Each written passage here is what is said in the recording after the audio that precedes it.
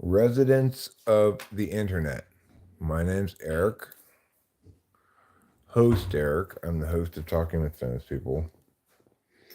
And I was voted 2009's most likely to be forgotten by 2024. So, it's kind of disappointing then, and it's kind of disappointing now. Anyhow, Rachel and I are here. Rachel's having some potatoes that I made earlier for dinner. She ate a few bites of them then and having a few bites now. You know how it goes. I ate all of mine at once. Hi, Mean Bird. Hello. How are you when you tell me your name? Assuming it's Mean Bird, actually. But yeah, I'm doing an internet quality check. I'm making sure that the internet's working properly and that everybody on the internet is behaving themselves. I'm kind of like the internet behavior police. And you three seem to be doing fine so far. But I will be issuing citations for anybody who breaks any of the internet rules that I've arbitrarily established. So be cool, everybody. Keep it cool. Keep it cool like Frosty the Snowman, who's famous, of course, for keeping things very, very cool. That's right. What time is this? Piao. Piao. Piao. I'll be right with you, Bella James. Thank you. I went to university and I studied handsomeness there. I got my degree in. Watch out, watch out, watch out, watch out for the copyright problem. I studied handsomeness and good looking studies as my double major. And I finished magna cum laude, which means like I was the best. So that's why I'm so attractive. Bella feeling some type of way for me. What do you mean? Like she's feeling like accurately describing my physical appearance, I guess. Hi, McKenna. How's it going? I hope everything's well with you. And I hope those things that are not well with you rapidly become better. It's really all anybody can hope for as far as wishes go. All right, well, let's go ahead and pull this phone right real quick. Settle into things a bit.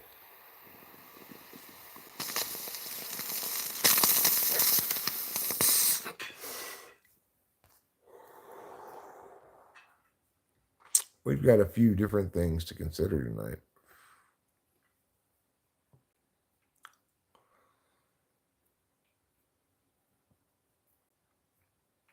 No, Z the barber. That would not make any sense. Because I am not such. I am not such a one as those. So stop trying to make it seem like I am. Because fuck off. Oh. With some mana.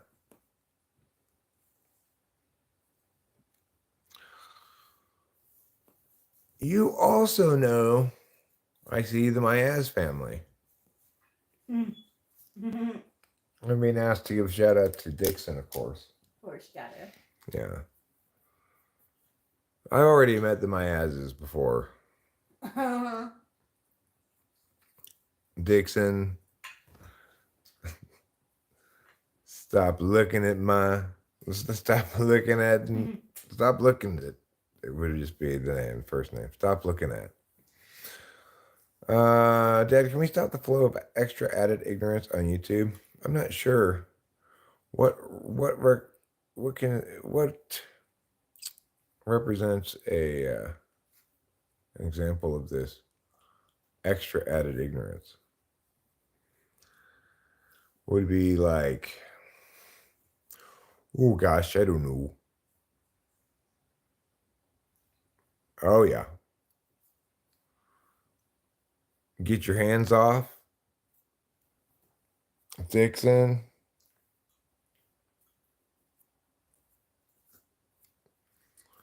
There's heading.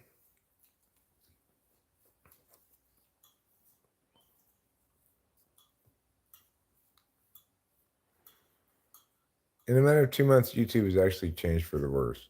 Well, I think it's undergoing some transitions right now. It's dealing with a lot of automated AI kind of stuff that it doesn't really want to reward with views. It's concerned, I think, about misinformation, and it's getting kind of increasingly fussy about being family friendly. I think that may be one of the things that's negatively impacting me at the moment, although it really depends. Seem to be doing, all right for the beginning of a stream right now, but it's hard to say. Things are very volatile around YouTube. Things change every 5 seconds.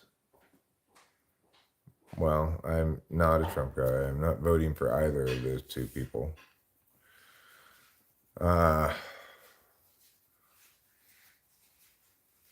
Kamala Harris is putting up ads in California that I'm like, oh my God, no, I'm not voting for that horrible person. I'm not voting for Trump either. I dislike them both a lot. So,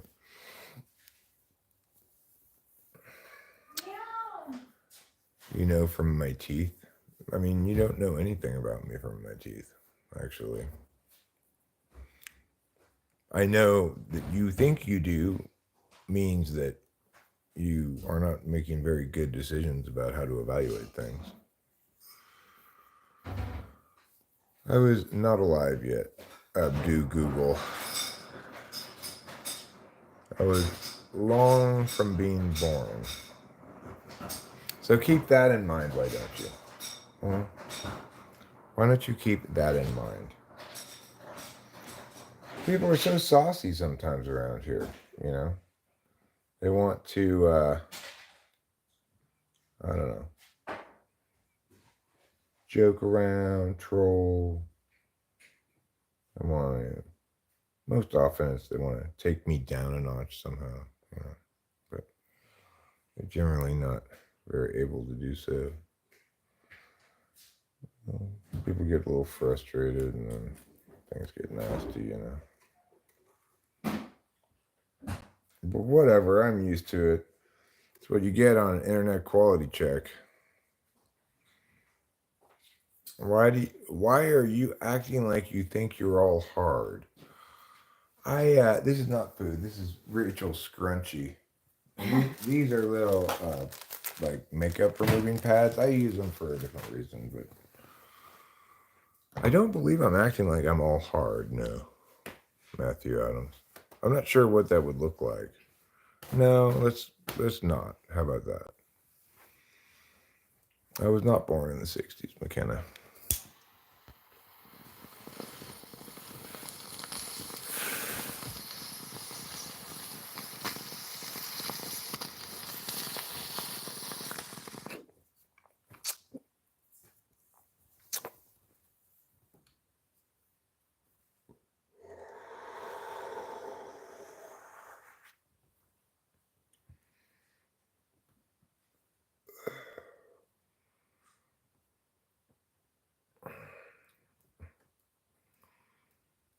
I think you should have that question be.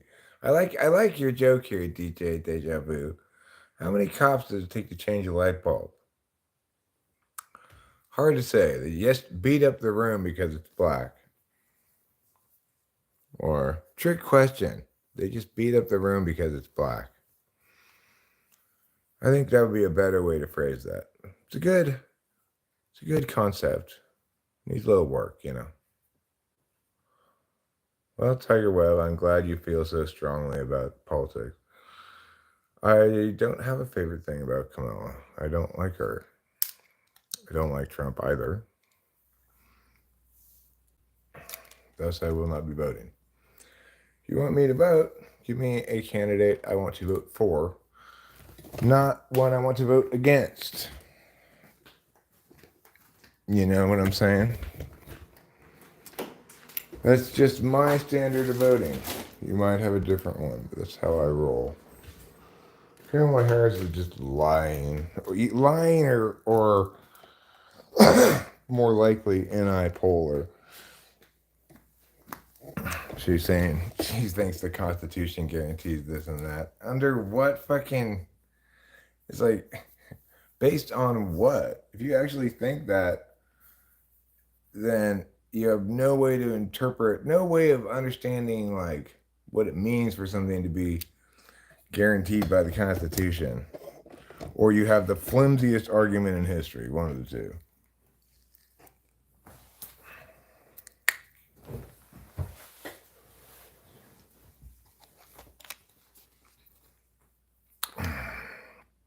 When the perky hits. What's the perky? He thinks you're pitching a tent. I'm not pitching a tent. No, I am not.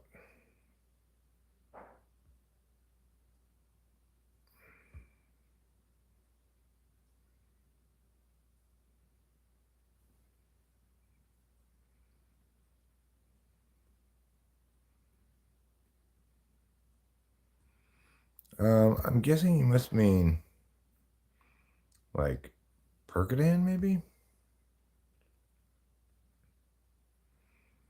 Do I like Micho Rizzo? I don't know what that is. You want to get your mortgage refinanced back to 2.5 to 3%. Well, I wish you all the best in that.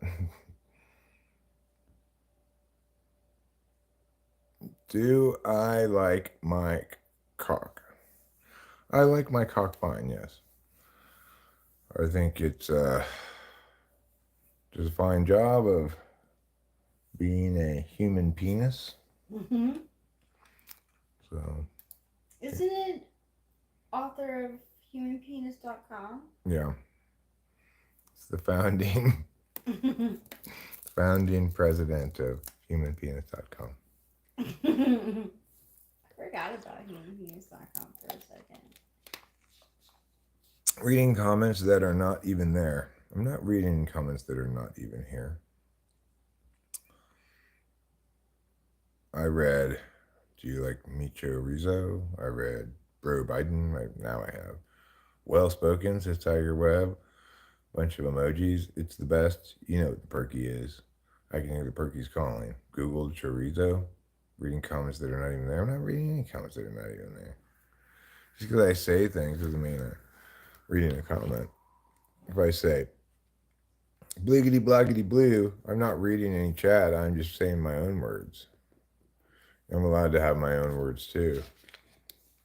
I checked with the YouTube, please. Shea Langoliers hit a home run against the Dodgers. Good job. Yay!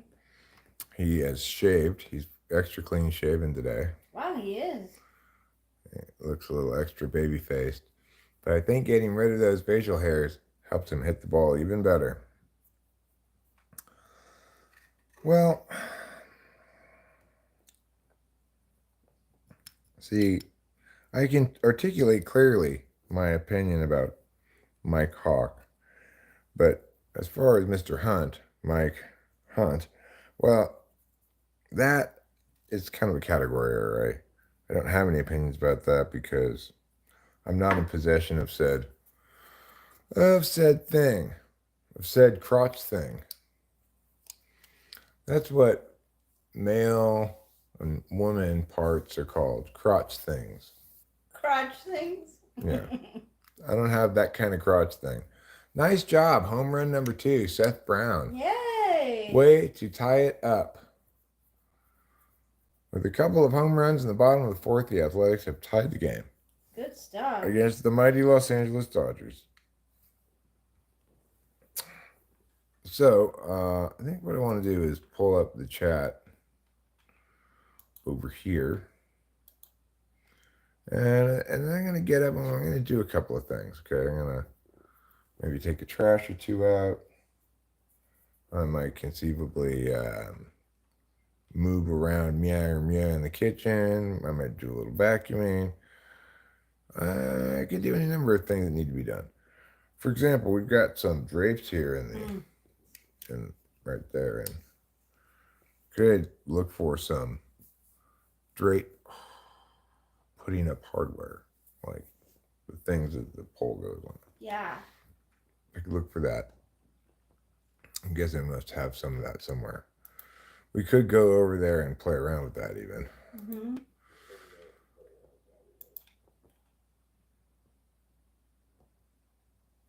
It's the story. All right, here we go. Now I've got this popped out. And we'll make it long.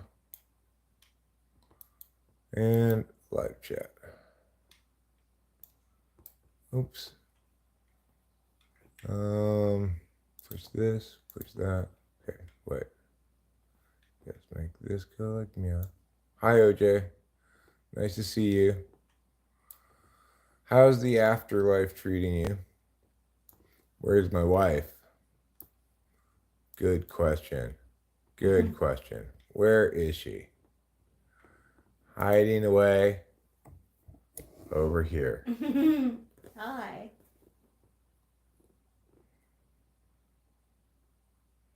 My name is Rachel Strauss, and I'm playing Subway Surfers. Mm-hmm. She's playing Subway Surfers, but her heart is with you. Oh, and yeah, me, it is. right here. What's in the corner? The live stream. Oh, really? You got a plan in the corner of the game? Yeah. It's funny. You got a lot of attention to spare, obviously.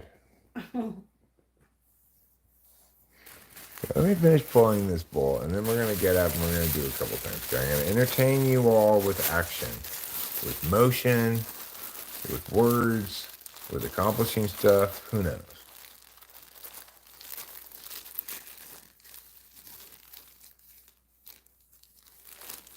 I'm going to put this in here. Pia. And I'll put this in here. That's for Pia. All right. Doing a good job. Hooray for me. If you want to look, then see.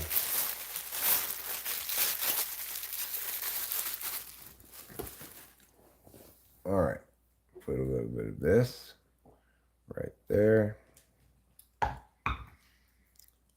And then get the lighter. Well, it's not unusual for people in general to drink water, but I'm not a huge water drinker. I am more likely to be drinking either coffee or some sort of thing from a can, like a brisk iced tea, for example, or perhaps non-alcoholic beer. These are the things I'm more likely to drink.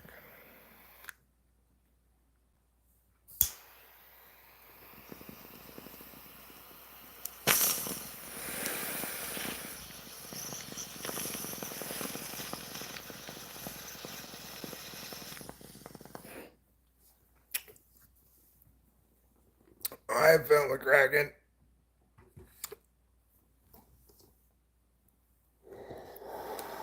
Well, Phil McCracken, you say you haven't seen my stream in months. I've been streaming like every day, but perhaps YouTube's not been suggesting it for whatever reason. I got a notification today. I say yesterday and today. It was like the day before yesterday. It's like, oh, I guess YouTube really just hates me forever now. Yesterday and today, very different. I don't. It's impossible to say with YouTube. It really is. It's this volatile, fickle, upsy downsy, turn you all aroundsy kind of thing. Life's treating me fine. I'm feeling pretty good about stuff. I was enjoying looking at some old documents I had made and thinking about optimal ways to efficiently process some old work into new content. You're leaving the Army, or you're leaving for the Army.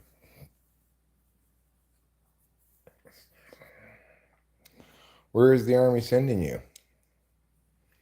To Fort Miami? Are you going to go for basic training? Or did you convince them to let you scoot ahead to advanced training? Fort Jackson. Well, good for you. Salute. You're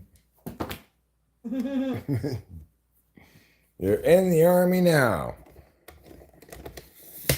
Yes, we are live. Good evening, simple girl. What joy it is to see you here today. Yes.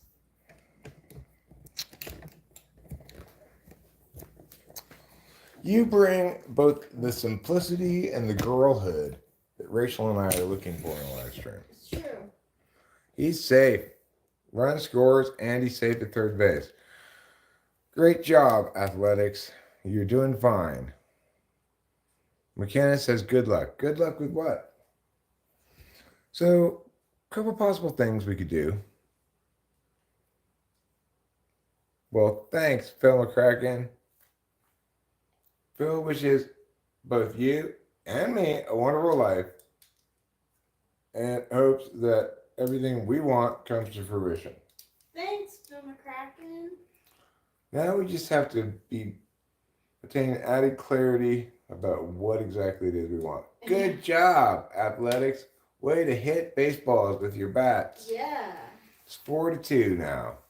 Keep in mind, I'm not caught up in real time to what's happening in the game. I'm watching it in double speed from the past. So don't tell me what's really happening right now. Don't spoil it for me. Don't spoil my appetite. I think it was a Rick and Morty episode made a joke about that. So he said, like, don't spoil your appetite. And Rick's like, you mean don't get full by eating food? It's ain't funny to me. Anyhow, you're gonna have a nice time at the Army, I hope. I hope that you like olive green as a color. You probably get a lot of that in the Army. Mm-hmm. A lot of olive green. All the same haircuts. Yeah, I hope you like a short haircut. And I hope you're an early riser. You like to get up early, do a brisk jog around, make your bed. If you're into that stuff, then I think the Army is going to be just the thing for you. If you're not into that stuff, maybe not.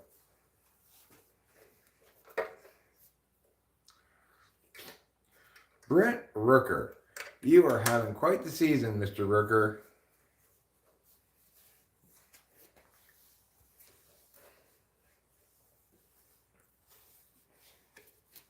Your daughter had a difficult time in the Marines?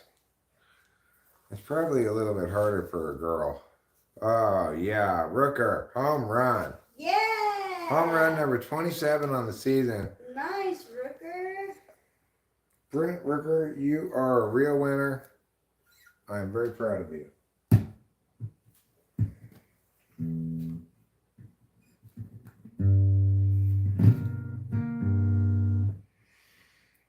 Yeah, I don't doubt it. Well, you know what they say, life's hard. Then you die.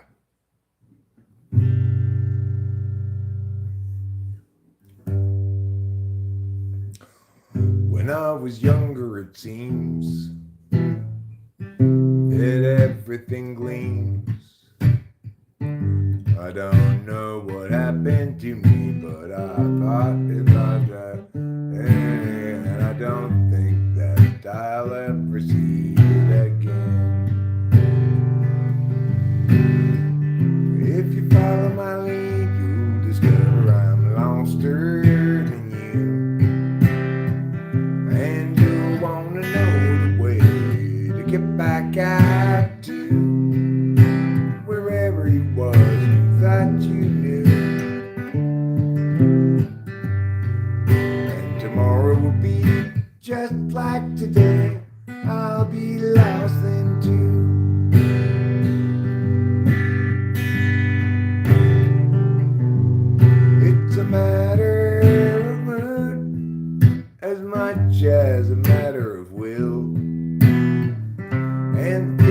do, and everything I point to still seem a part of me,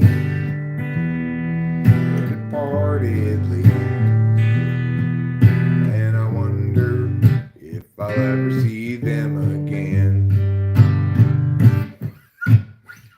Ba-dee-da, da-da-da-da, ba-dee-da, ba-dee-da, da-da-da-da, ba-dee-da, da-da-da. I gotta avoid looking at the chat when I'm playing. It messes up my lyrics sometimes. Thanks, Rachel. Thanks, everybody. You're a swell bunch of people with a swell bunch of ways.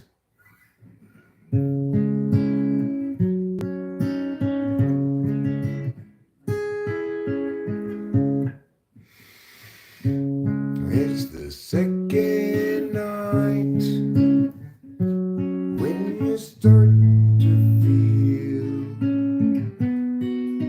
strange and you're wondering if the range is on. Tendon sparks are soar in the kitchen sky. An actual night. Is there no top to the dark up above the shelves, where she stars that shine above the sleeping forms of vivid mind figurines of Western lonely types? They lie beneath a million running suns, rugged and they're done with the actual night. It's the second night when you start to feel strange and you're wondering if the range is on.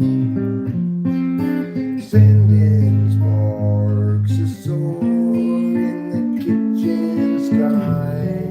An actual night.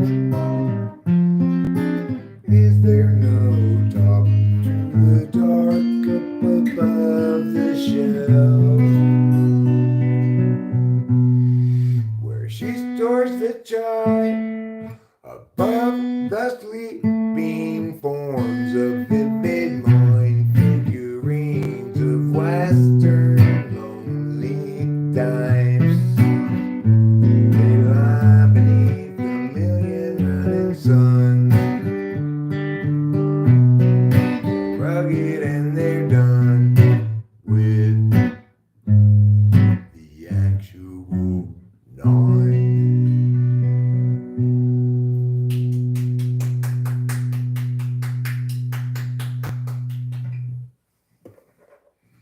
You're a winner. Thanks, darling. You're welcome. Well, that song's kind of hard to play. I mean, the thing is, if I were recording the song, I would EQ the guitar differently. I EQ it the way I do, so I have the most room in the audio frequency range for the vocals. You know, that song's hard to play. I didn't do a perfect job of playing it, but it was fine.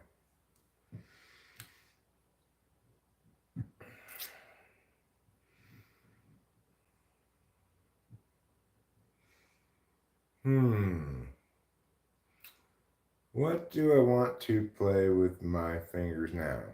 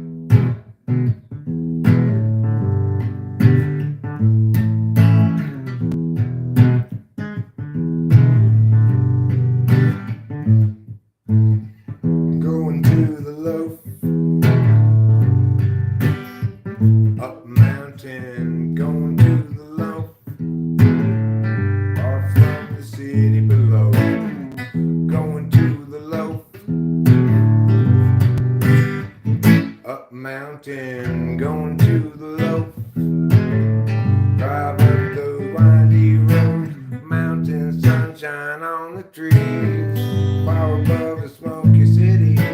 Mountain sunshine on those trees. Mountain sunshine on the trees, far above the smoky city. Mountain sunshine on those trees. Going to the loaf. Up mountain, going to the loaf. Far from the city below. Going to the loaf. Up mountain, going to the loaf. Up the windy road, mountain sunshine on the trees. Far above the smoky city. Mountain sunshine on the trees. Mountain sunshine on the trees, far above the smoky city. Mountain sunshine on the trees. At the loaf.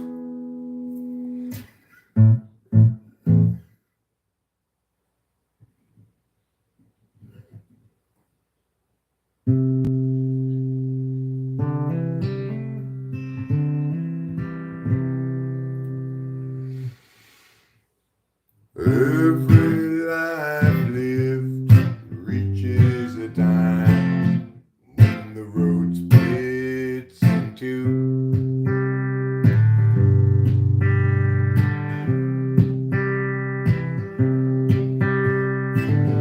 There are times, dark times, times of despair.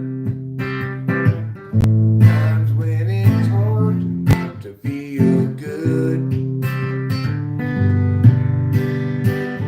That's when I look for my sack full of solvency and that satchel of helpful goods.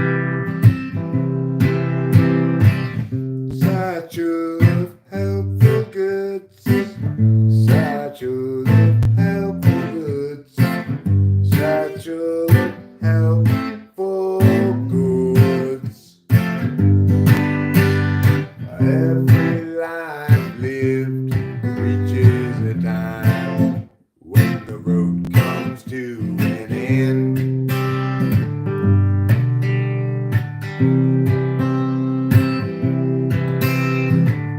When I'm there, will there be anybody else around? Or will I travel on alone?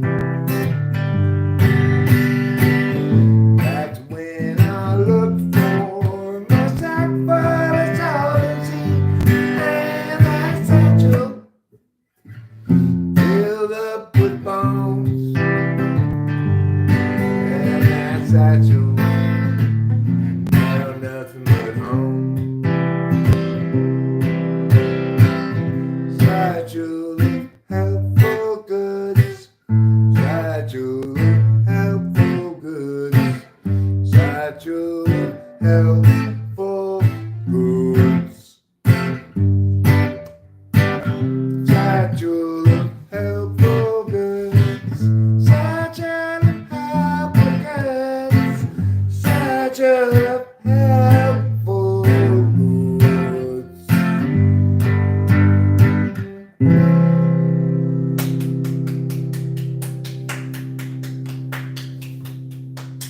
Thanks, darling. You're a real sweet potato pie. Thanks, I think you're a sweet potato man. Thanks, darling.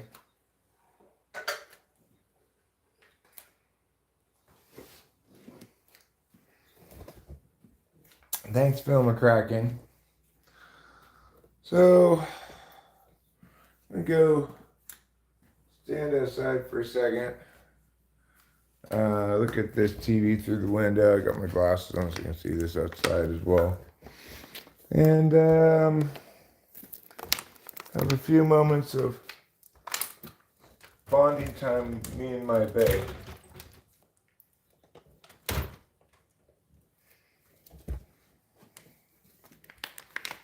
I like it a lot better than the other flavor. This is just tobacco flavor. The other one supposedly is unflavored, but really mint.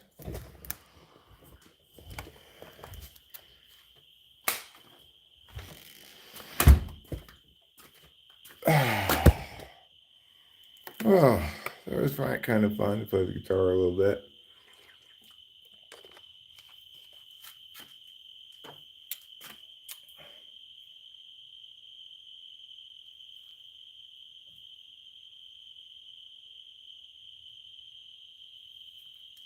That's how life was back in the day.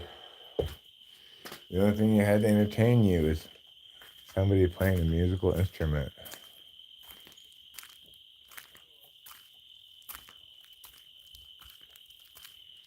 There's some people over there. I wonder. They must be out of towners. What day is it anyway? It's Friday? Yeah, they're out of towners for sure.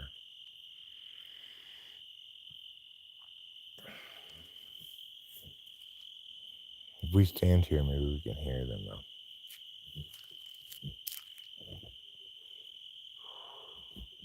You want to eavesdrop on their loudnesses? Let's do it. Your crickets need to be quiet. The crickets are too loud.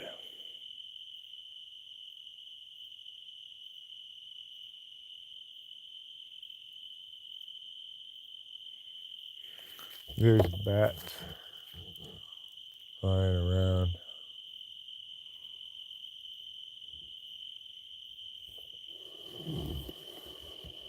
Doesn't that look spooky?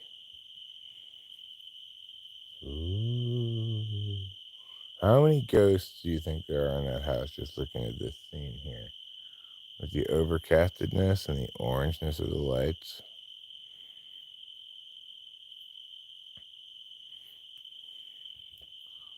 On a scale of very spooky to sort of spooky to not spooky at all, how spooky is that? Let me make it straight though.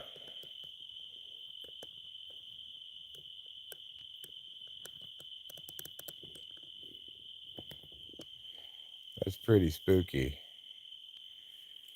Ooh.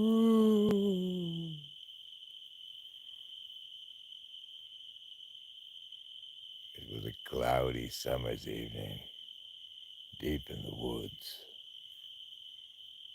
when the old haunted cabin suddenly shone with orange lights. Pa, what you think's going on over there? Ain't nobody lived in that house since 1912. Son, best we not look over there. Nothing good afoot. That's the kind of story that one would tell about this house. Yes, very spooky.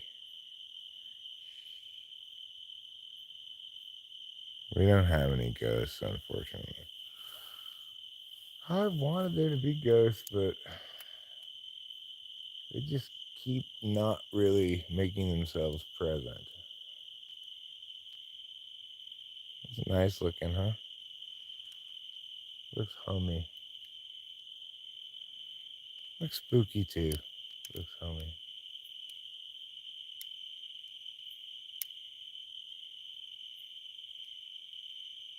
They say, they being the internet, they say that we're already started into the Perseid meteor shower, which is like kind of the year's big one, I think, and that it peaks August 11th. So every night I'm going to be going out and looking at the sky and looking for shooting stars from now until then. The thing is, so many bats. Like tonight, there's a little bit of clouds, so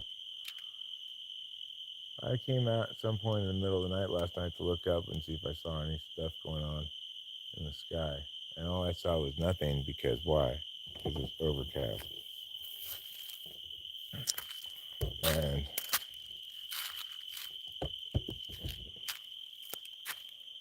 I just thought to myself, well, that's a real kick to the wiggly-doo. Hi, Squiggles. What do you do? I do a lot of things.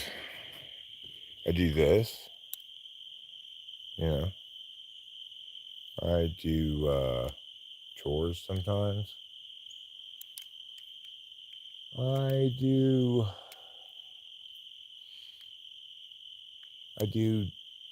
that which needs to be done.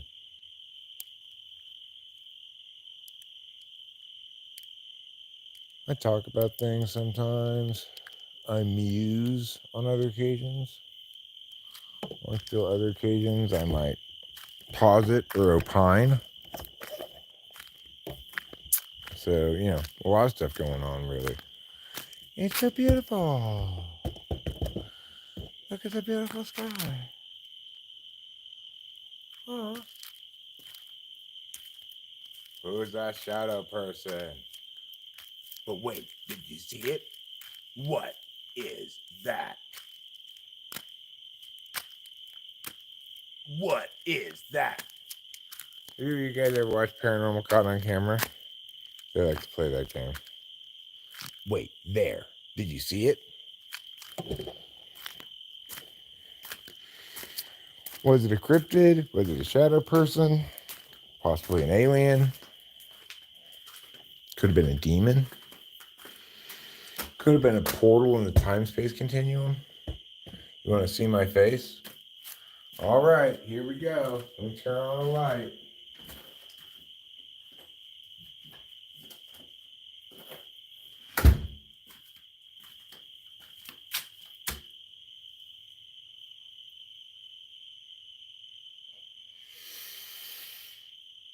What do you think? What do you think about my face? Looked like maybe a melon head. Might have been that. Causing pinch. There are a lot of different kind of cryptids. We've only really begun to scratch the surface of cryptids. I can't stand when people ask me what I do all day because I'm not working. I say whatever I feel like.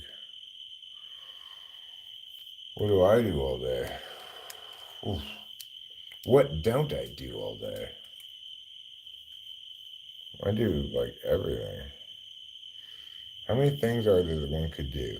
There's like 3 different things, right? I do them all. I do them all and I do them with style. Whatever they are.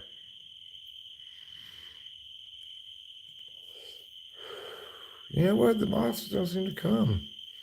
Last night I tried to catch me some moths to feed to the spider, but it was all to no avail. Why? Because there weren't really very many moths to catch. And I'm not really sure I fed any of the spiders any meals. I just messed up their webs and pointlessly killed a few bugs trying to get them into the webs probably. So I just kind of felt bad about it and was like, well, that game's not really fun. Kind of a mean game. It's nice to the spiders. It's not nice to the moths. Hey, Blue Elvis Draw. How are you doing tonight? On a scale of 1 to 10, how are you doing tonight? Blue Elvis Draw. 1 being terrible, 10 being wonderful. 10 being best day ever. Ah, there's a bug. 1 being worst day ever. Try an ant. Well, simple girl. Maybe that's how it rolls out in Montana or wherever you are. Here in California, ants don't just walk right up to you and say, hey, put me in a spider web. Okay?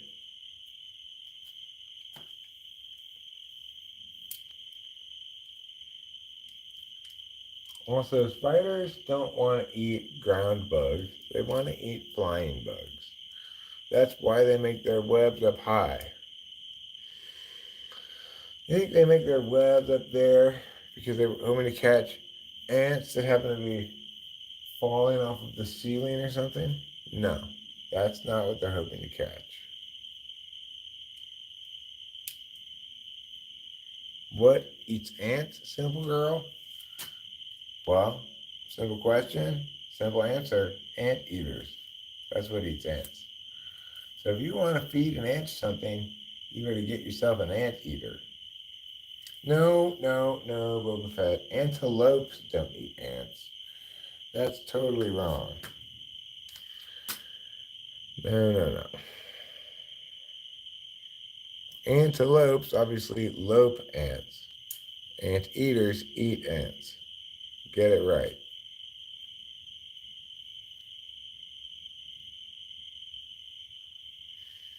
Yeah.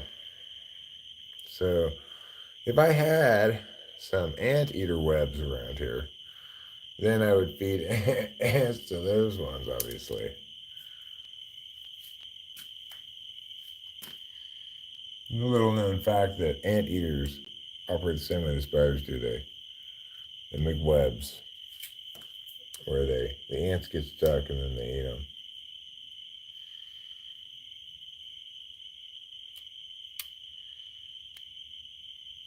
So anyhow,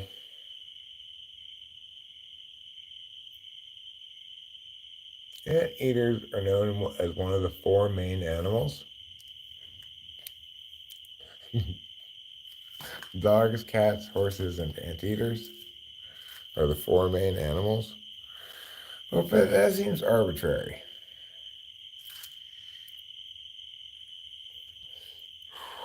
The four main things are eat, sleep, rave, repeat. Okay? Those are your four main things.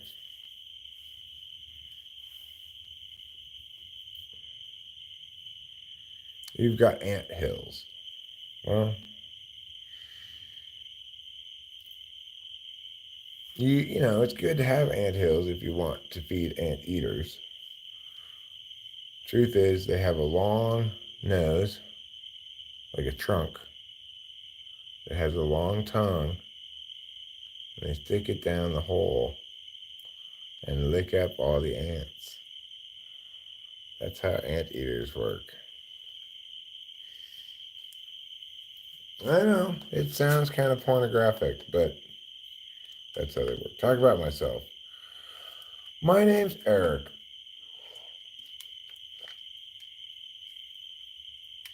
E. E is for Eric. And everything good. R. R is for rad. Like a rad guy should. I. I is for I, which also means me. And C. C is for come and go, Tower.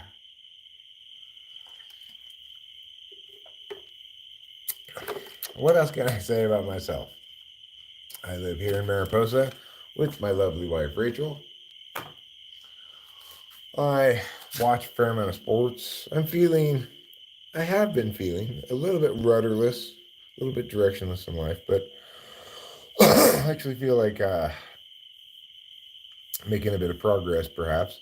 Had a meeting with Iago this morning, who wants to work with me on getting something specific done. I'm not exactly sure.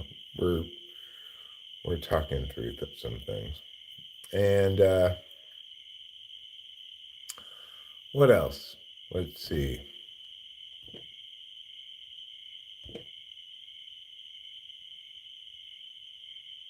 I've got sunshine on a cloudy day, and I believe the children are our future. I live in California, but the good part. And I'm 53 years old.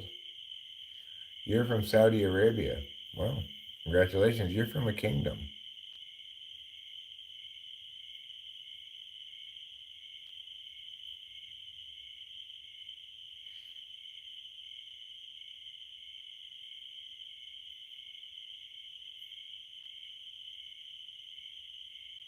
Alright, I gotta see it. I am. Oh no, I'm not watching TV currently. Is that true? It can't be true.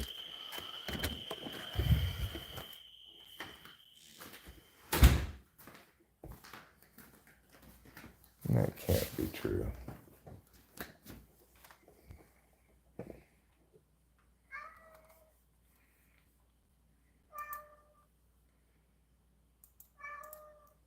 What trouble?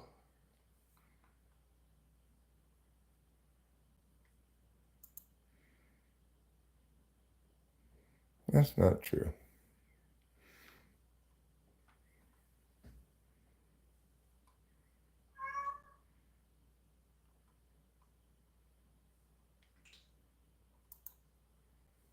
That would be crazy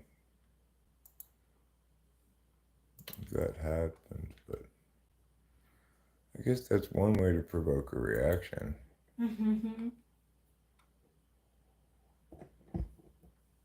But that's not true, as far as I can tell. It's just provoking a reaction. Well, I'm not super concerned. I feel as though I I was more concerned and I'm less now. I feel as though I've got a couple of different possible ways forward. Actually, I'm making a little bit of progress. It's not exactly even that I don't feel like I'm as productive as I should be, is that I don't feel like I'm working on anything specific really.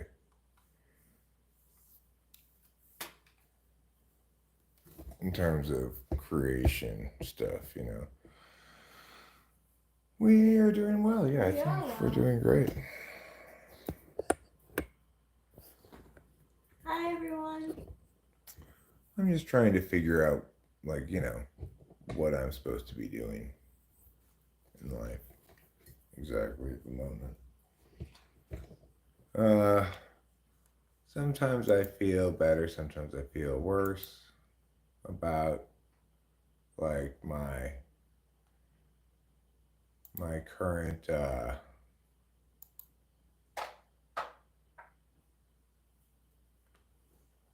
total produce that I harvest from whatever. Yeah, well, there's that. I do have that unicorn ninja. You were just curious if was circumcised. Who, me? Why would you be curious about that?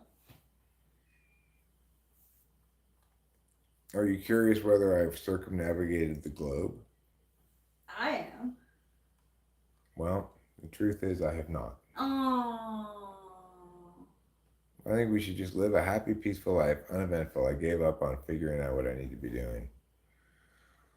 Well, simple girl, I think different stretches of time throughout our life tend to resolve into different pictures,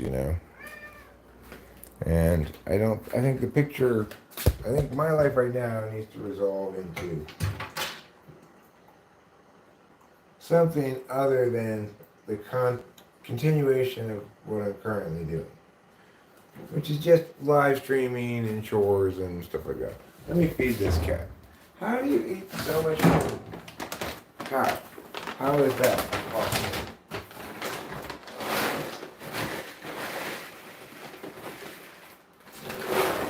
Well, given that we do eat so much food, I think our next stop on the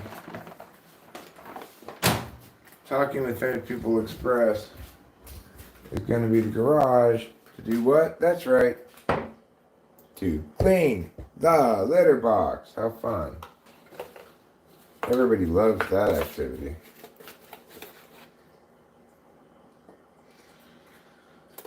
In case you couldn't tell, I was being facetious. In truth, nobody likes that activity. That activity is horrible.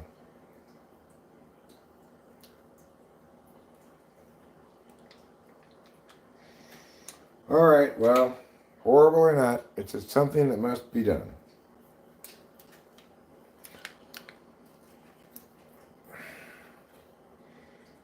Yeah, he's always a hungry boy. Camera on, kitty. You and your faceted meanings. Yeah, well, because I go get it cut professionally. So give me as many facets as you can.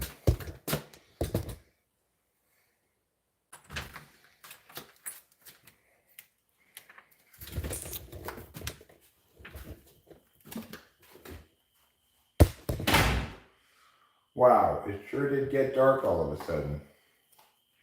There.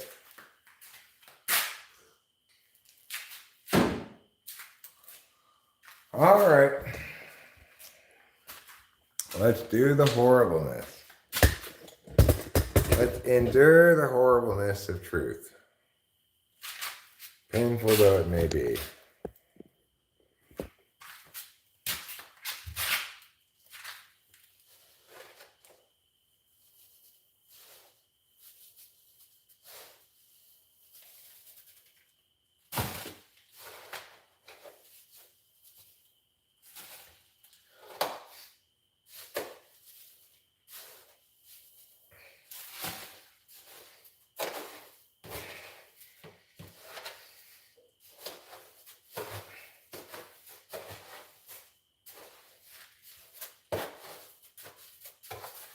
God, what even smells so bad?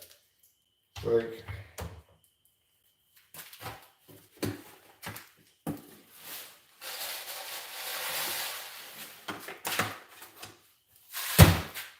okay, well, that was not much in there, but it was still horrible.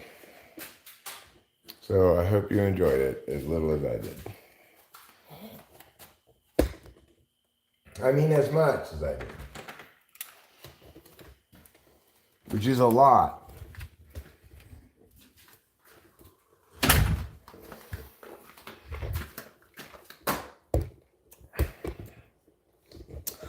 Currently got my patented 2 pant hold up approach system for pants holding up. I've got this binder clip, which clips my shirt to my pants here.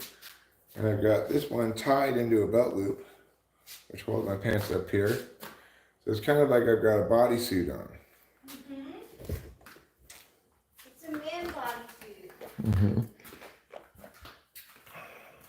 Can you help with the door? No, I wasn't going to go outside. This is a much better way to keep your pants up than a belt if you are someone like me who suffers from high hips syndrome. I don't need to laugh. It's not funny. Now you're just laughing at the inefficiency of other ways of keeping up your pants. Yes. That's all. Hi, Acacia. Hey, Keisha. I'm going to fix this a bit by, please do type police, says Dimash Castellucci. Maybe we will. Who knows? I'm going to pull this up a little bit higher. Do the same clip. That's right. This is fully adjustable. So we're doing great. If I were to have a belt on, my pants would have fallen down many times by now. It's true.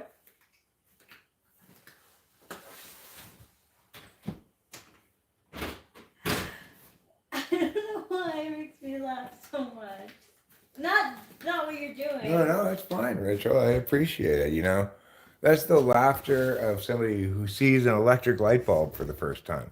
Like, what incredible invention is this? No, it's like the name high hip syndrome. Well, you know, I just think my job is to raise awareness. Whether it makes you cry, laugh, or anything in between, it's fine, as long as you're aware of it. Of course. You're about to wash your asthma? Okay, well, I'm not sure what that means, but go ahead. Eat some salt and pepper shrimp. Sounds good. 3 puffs is one too many. I don't have any puffs. It's not just it might be the case that I don't have the most enormous butt cheeks in the world, but it's not true that I have zero butt cheeks. What is true is that I have high hip syndrome. What that means is that my hips are way up here, right? Way up here. So if I'm going to try to wear my pants around my hips, I have to pull them up very high, like too high, you know. Hi, Brad Stover. It's great to see you. Welcome to Talking with Famous People, the internet's only and therefore best YouTube channel. Hi, Brad Stover.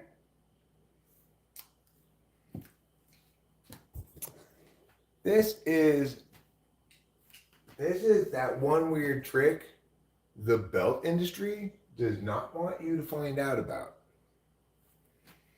Okay. Well, that's my high hip syndrome and an over 5. The distance between my hips and the top of my dangle, you know, which is say the bottom of the shaft, you could say, you know, but the top of the dangle, we're assuming it's in dangle state, right? The distance between my hips and the top of the dangle is too long. Okay. So basically, I have an abnormally long pelvis, and this causes pants to not fit me. It's true, Ananova. I cannot help it because to have my pants on the right height, the feet are out. Your wife, I mean. Yeah, she's got her feet out. It's true. And it's because turns out she's just relaxing at home. If you thought she was at the office right now, you were sadly mistaken. Yeah, long pelvis, right.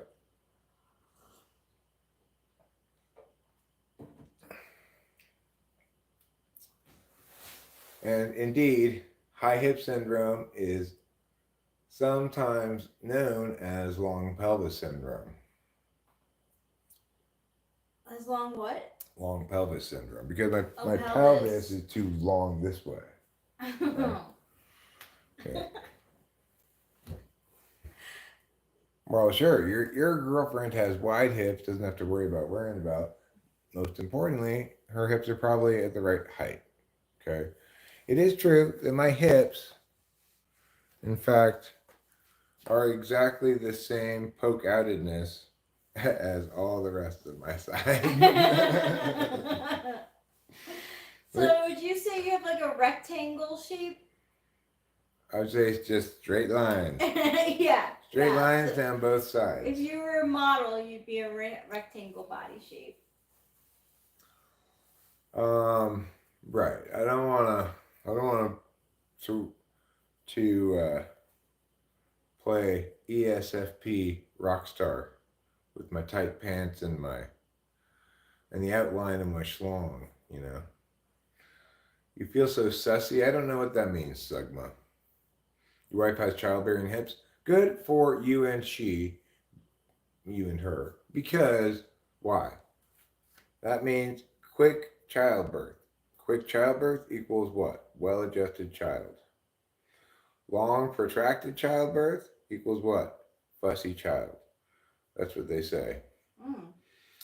What does that slang mean? Suspension. You mean it means like suspicious? Suspension. Like that's so sus? I've heard sus plenty of times. I have not heard sussy.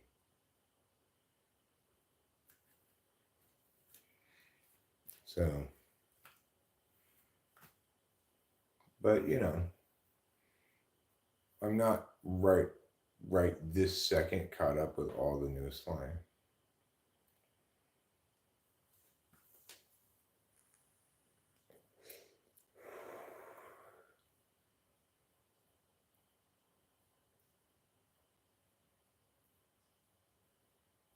I just can't put the energy into it to make sure I keep up that much, You're caught in a trap, suspension minds, because I love you too much, baby.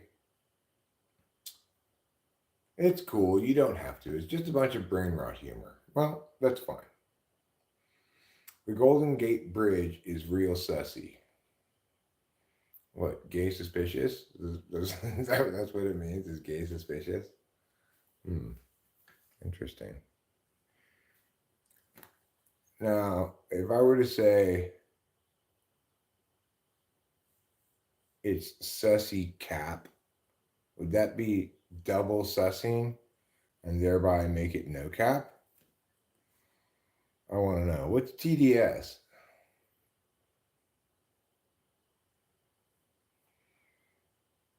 I don't know what TDS is, but I know that I did say that, yeah. I'm curious about the relationship between sus and cap. Mm. If you call cap on things that are sus, I see. All right. So as the status of a thing worsens, it moves from sus to cap. Gotcha. All right. Trump derangement syndrome. Okay. Well, that sounds like a very partisan way to frame people you disagree with political position.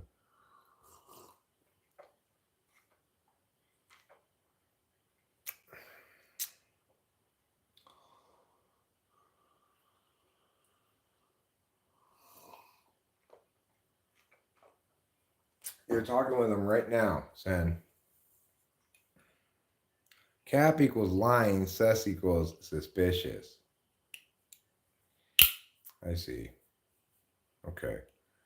My shit keeps buffering. Does it keep buffering for others, or is it really just Blue Elvis's fault? I just imagine you make a video mechanically breaking down slang. Well, it's like one could ask somebody to distinguish between. I'll ask you guys, and we'll see what you guys think. What's the difference between a B word and a C word? In other words, a witch and a bunt cake. I'm so family friendly. I don't want to say bitch and cunt. Oops, I said Anyway, what's the difference? You're talking to a guy. You're talking about a guy like Brian is such a versus Brian is such a. What's the difference in meaning? I don't talk a lot of politics around here. I just talk about family friendly things like, I don't know, the difference between bitch and cunt. Oops, I said it again. Oh. But why? How do they differ? What do you know about a guy when somebody says, okay, the B needs an attitude adjustment, the C needs to be slapped?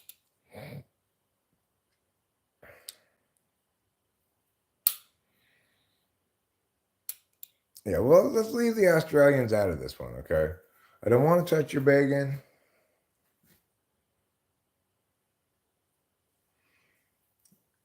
Okay. A bitch is petty. A cunt is petty, but with vengeance and nuking from orbit, salting the earth. Well, I do qualify as an old people in the eyes of most young people.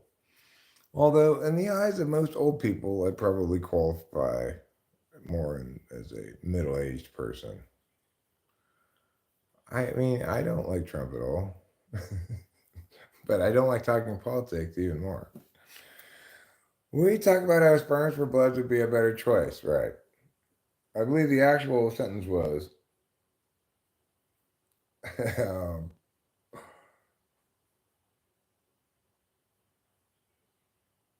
I forget exactly what it was. How old am I? I'm 53 years old. Words can bother us all.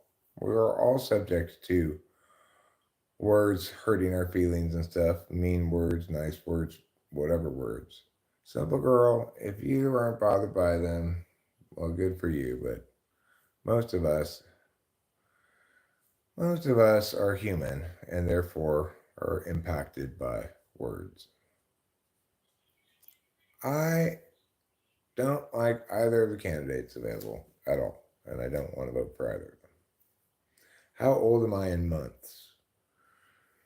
I'm what? 5, 6 months old? Oh, we missed the open mic again. What? How? It's August now, right? Yeah, but it'll be the end of August. It's at the end of. It's the last Wednesday. Right, but July just ended. Yeah, and the one that we wanted to go to was on a Wednesday instead of a Thursday. Oh, And that was the that was the last- July one? Yeah. Oh, okay. Hi, Shiaz time. No, I was never a lady killer. I was always a long term relationship pursuer. I was like, you're willing to hold my hand? Let's get married. My wife is a trip, though. You love her channel. She doesn't have a whole lot on her channel, I don't think. She only has a couple of I things. think I have like, yeah, 4 videos maybe. There are sometimes when she streams here by herself. An open mic is just a place where you can play some of your songs and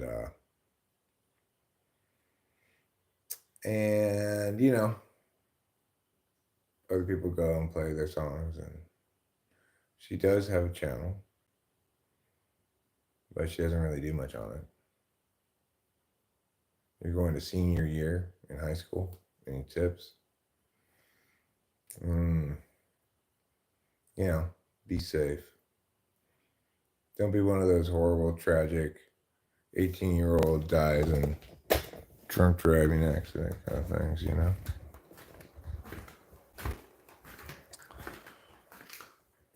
Just kind of relax as best you can. Understand that, wow, whatever your relationship with high school has been, it's your last opportunity to experience it. So try to soak it all in, I guess.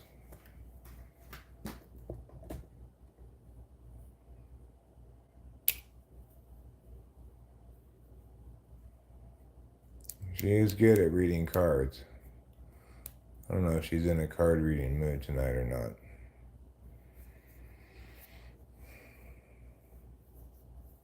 Atomic Elf suggests work hard the first half of the year so you can slack during the final part.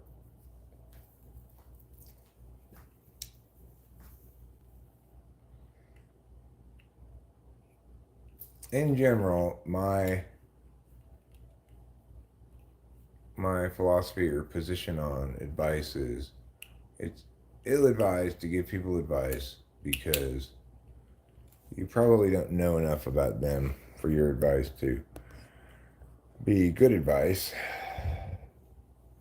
And if it's bad advice, you may actually do some harm. There she is, looking at her phone. See? There she is, looking at her phone. Tarot card reading is what she does sometimes. Jesus loves you all. Well, thanks, Simon Jones, for being Jesus' wingman. Good night, my guy. I'm waiting for my love. She's driving home from work now. Love you guys. All right, Frosty. Bye, You have a Frosty. wonderful evening with your beloved. And say hi to her for us. GYYP says, I hope Rachel will do card readings tonight. Am I religious?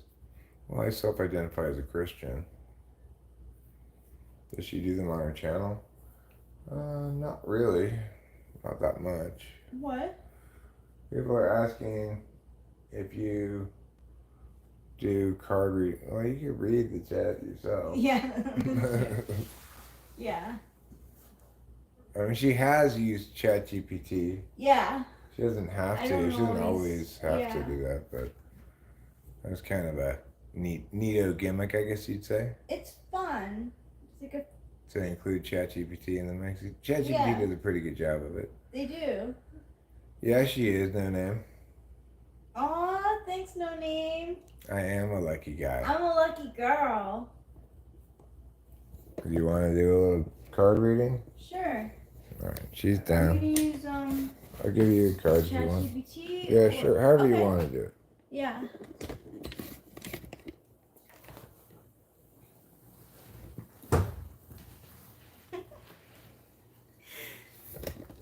I can make this shorter.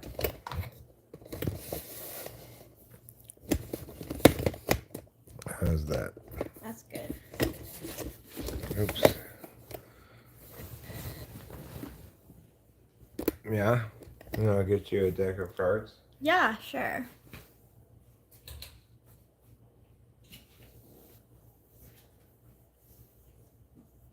Okay, who was first?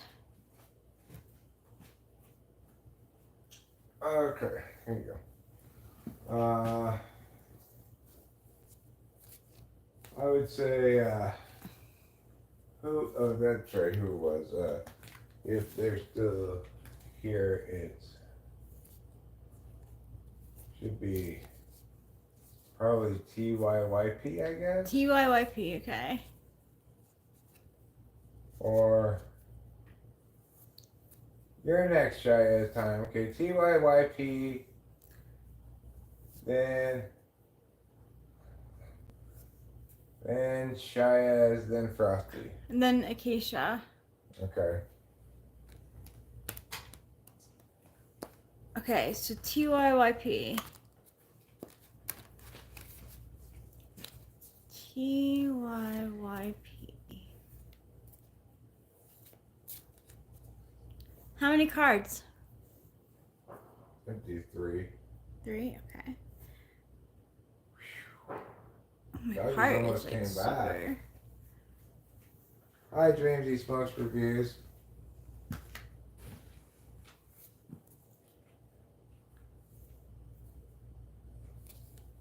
TYYP.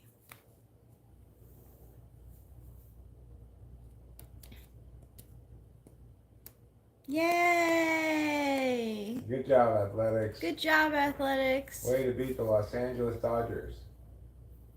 Even though the Los Angeles Dodgers are known to be a very good team. Yeah. Ohtani hit a home run in the 9th inning. Alright, so maybe if Frosty first. you can let Frosty cut in line, I guess. All right, Frosty. I gotta. Frosty, Frosty, Frosty, Frosty, Frosty, Frosty, Frosty, Frosty, Frosty, Frosty, Frosty, Frosty. Okay. Frosty's first card is the 8 of Pentacles. Then the next card, King of Cups. And the last card, Page of Pentacles. Okay, so I'm going to use ChatGPT. ChatGPT.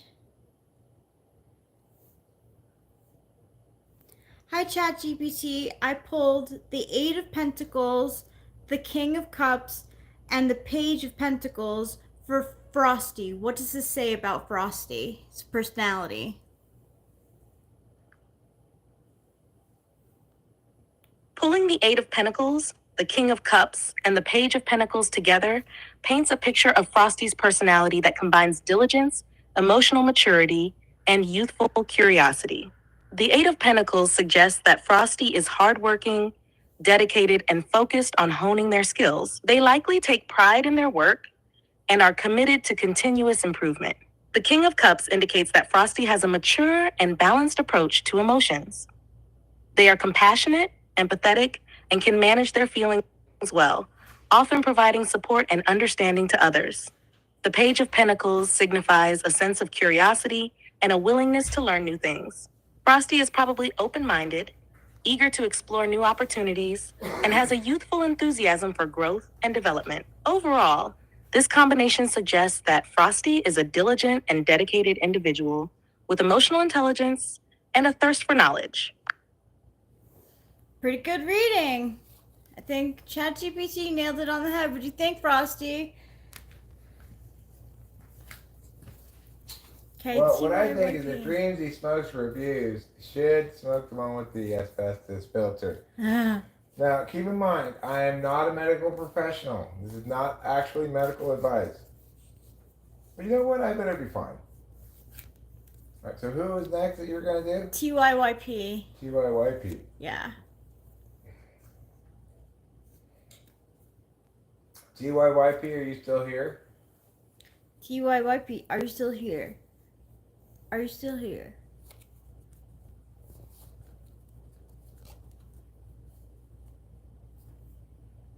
TYYP. I bet you that would get a lot of views. Yeah. It would. TYYP. Okay. TYYP. TYYP. TYYP. First card for TYYP. 5 of Pentacles. Thanks, Acacia. Next card for TYYP. Queen of Pentacles. And the last card. The Queen of Wands. No, TYYP's not even here anymore. Aww. So just skip them Okay. and go to who's next? Who is going to be either Shaya's Shaya's time. He's still here. Okay. Oh, now they're gone. Okay, so then it's Acacia. Acacia's next. Acacia, you're next. Acacia. Thank you, McKenna. McKenna.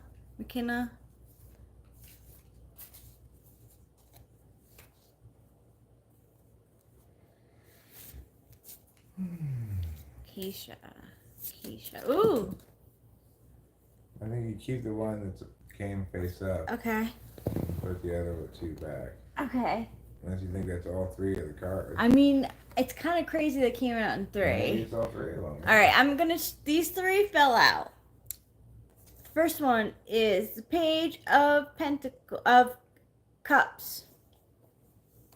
Next one is the 8 of Cups. And last one, 8 of Rods.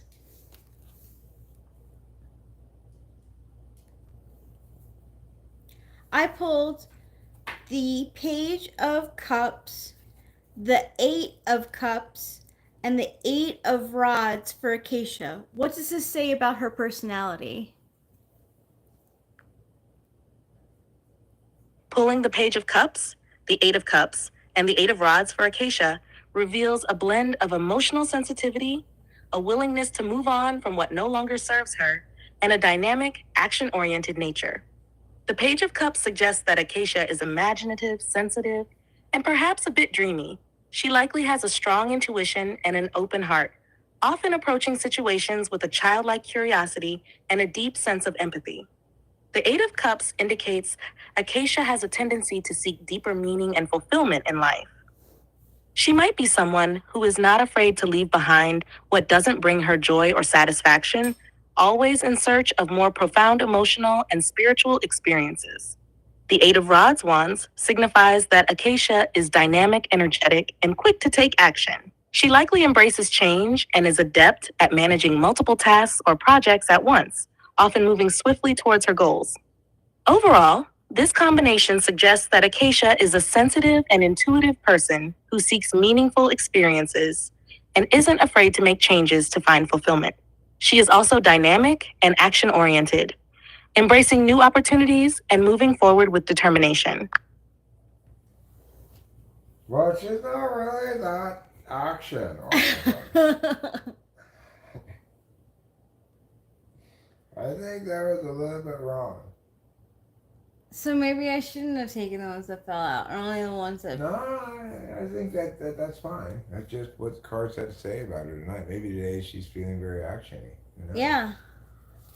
Well, see, there she's been cleaning her room. Okay. So,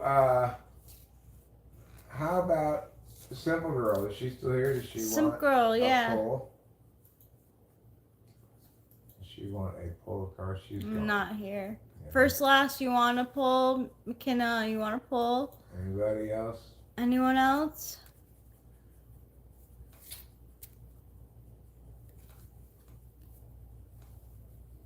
All right. Well, I could do one for you. Sure. Do one for me. Okay. Let's see what I get. McKenna Okay, says. McKenna. Oh, and still Pacific Girl's back. Here, let me give this back Okay. to you. So. You can do me last. Okay, so Simple Girl is next, then McKenna. I could do Troubles too, sure.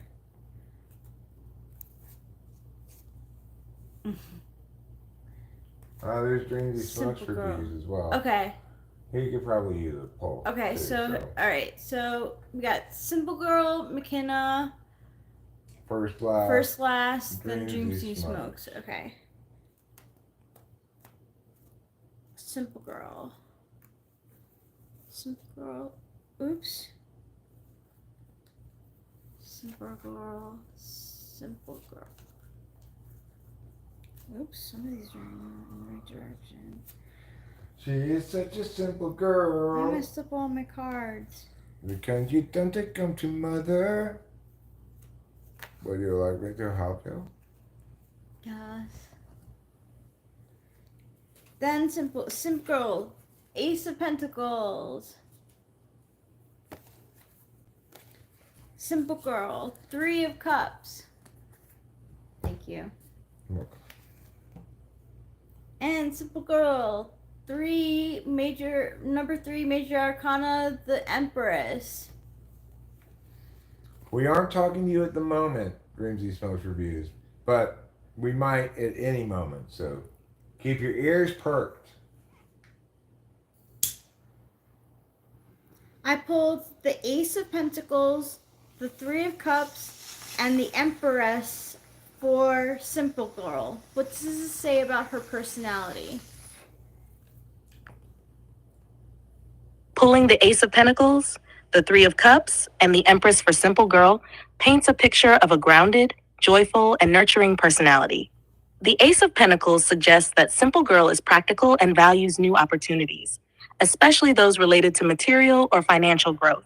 She is likely someone who has a strong sense of potential and the ability to manifest her goals into reality. The Three of Cups indicates that she is sociable and enjoys connecting with others. She values friendship, celebration, and community, and she likely has a warm and supportive circle of friends. The Empress signifies that Simple Girl has a nurturing and caring nature. She embodies qualities of femininity, creativity, and abundance. She may have a strong connection to nature and a deep appreciation for beauty and comfort. Overall, this combination suggests that Simple Girl is a practical and grounded individual who finds joy in her relationships and has a nurturing and creative spirit. She is likely someone who values both material success and the emotional richness of her connections with others. Sound pretty good. Sounds like you like some emotional richness. Yeah. Okay, so McKenna is next. McKenna. Where's the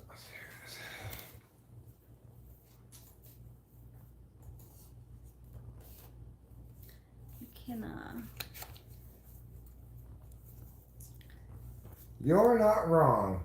but that's no reason to be crass. Aw. McKenna.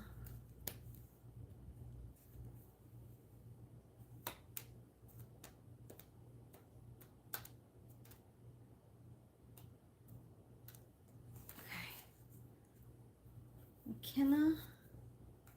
I did it again.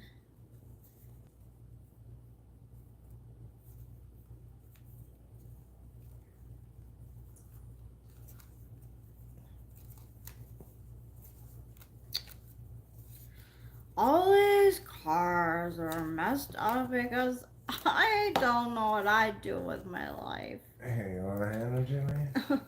I'll try to fix them for you. And then maybe you could pull out 3 if you want for McKenna.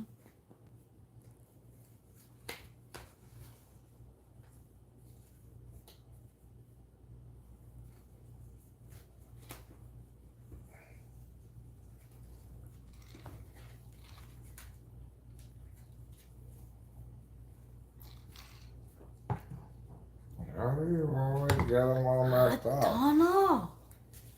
Alright. 3 for McKenna, huh? Mm-hmm. Here's one. McKenna, first one. The Empress. Alright. Oh, here's another one. Oh, there's 2. Twofer. I'll take a 2 for you. Don't take twofers. That's a 2 for as well. This Ooh. one. We have the World. The Wild. Another major arcana. Last one for McKenna. The 9 of Pentacles.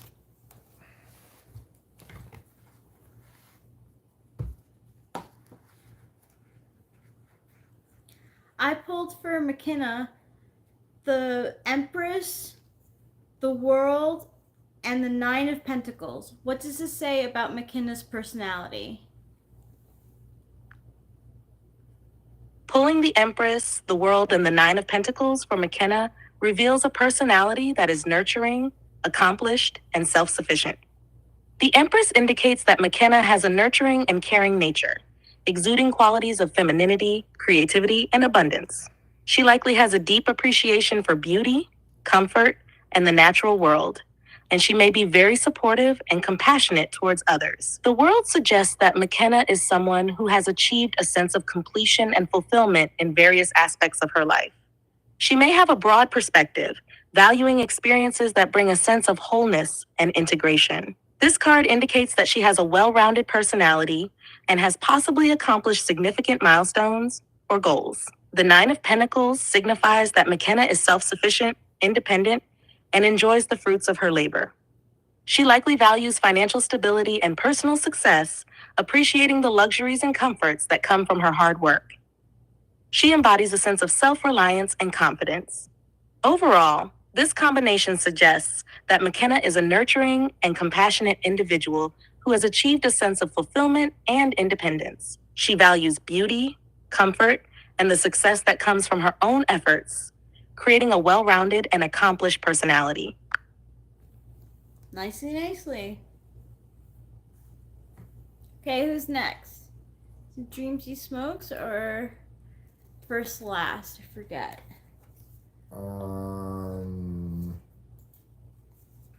Perhaps it was first last. I think it was. Is first last still here?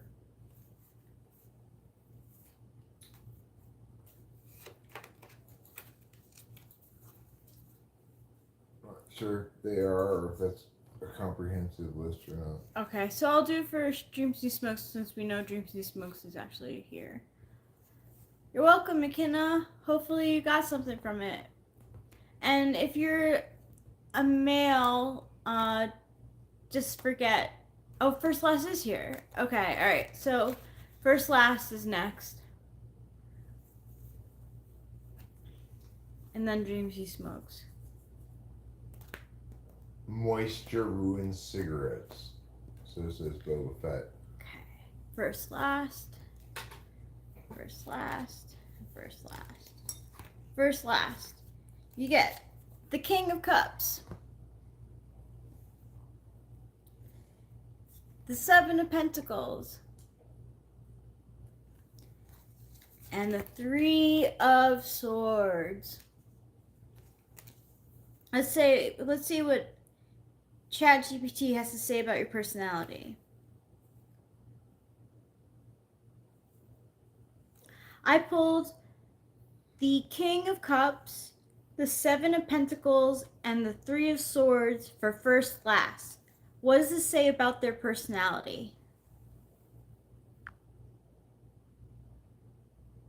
The King of Cups, the Seven of Pentacles, and the Three of Swords for first class indicates a personality that is emotionally mature, patient, and possibly dealing with or overcoming past pain. The King of Cups suggests that first class is emotionally balanced, compassionate, and empathetic.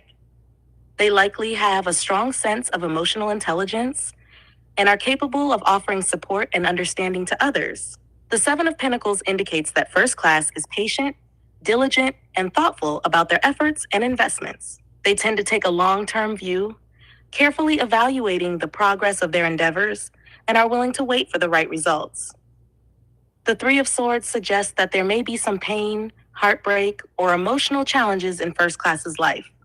They might be dealing with past hurts or disappointments, but this also indicates a capacity for deep emotional experiences and growth. Overall, this combination suggests that first class is a person of emotional depth and maturity who is patient and reflective about their life's work. They may be dealing with or have overcome significant emotional challenges, which adds to their depth and understanding. Well, first class, I hope that's you. Or maybe I hope it's not you, because it sounds like that had some heartache in your past, maybe. But who's not had a little heartache in their past? Of course, you're welcome, Acacia. Yeah, and it said that you could possibly be getting over the past hurt, and just because you're thinking about past hurts doesn't mean that you're actually feeling hurt. And then after Dreamsy Smokes, maybe Alicia. Yeah, Alicia's could be asked after. You could be after Dreamsy Smokes. Dreamsy Smokes. Dreamsy Smokes. You could get the same outcome, Dreamsy Smokes, by putting in like a piece of lettuce too. Just something that the moisture goes from the moister thing to the less moist stuff, Dreamsy Smokes. Yeah. Dreams. Apple skins, orange, lettuce. Yeah. Various things like that. The same with having chew dry weed. You could put in something like that to moisten it up a bit. Dreamsy Smokes. The Four of Cups. Your first card. Then the Two of Rods. And then the Eight of Pentacles.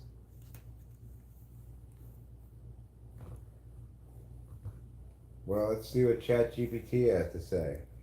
I pulled the Eight of Pentacles, the Two of Rods, and the Four of Cups for Dreamsy Smokes. What does this say about Dreamsy Smokes' personality?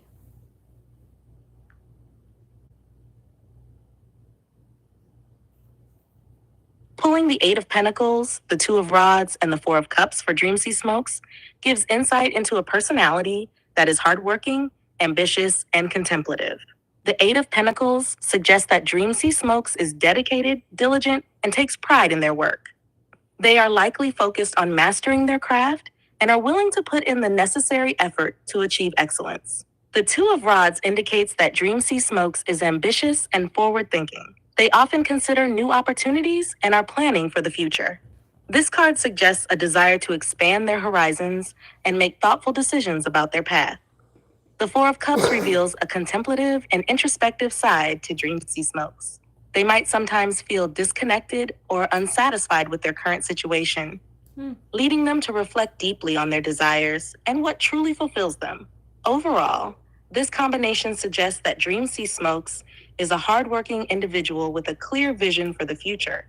But they also have a contemplative side that seeks deeper meaning and fulfillment in their pursuits.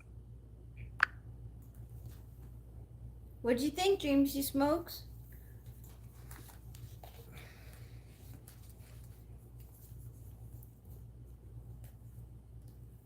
And then the last one, Alicia. I think that's accurate for Dreamsy Smoke. Yeah, I based do on too. What I know about him. And he's like contemplating his next action. He's very contemplative.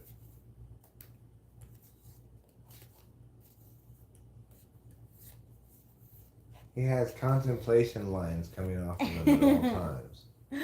Like an anime? Alicia is next. Okay, Alicia is next. I want to get it, say it right. I hope I'm saying it right. Alicia. Alicia. Alicia. Alicia. Alicia.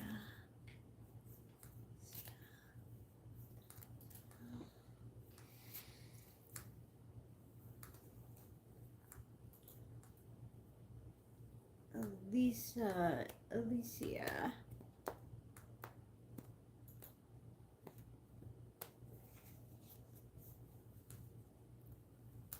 Alicia.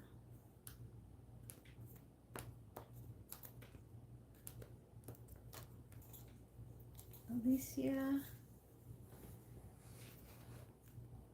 Alicia and Alicia. Okay. First card.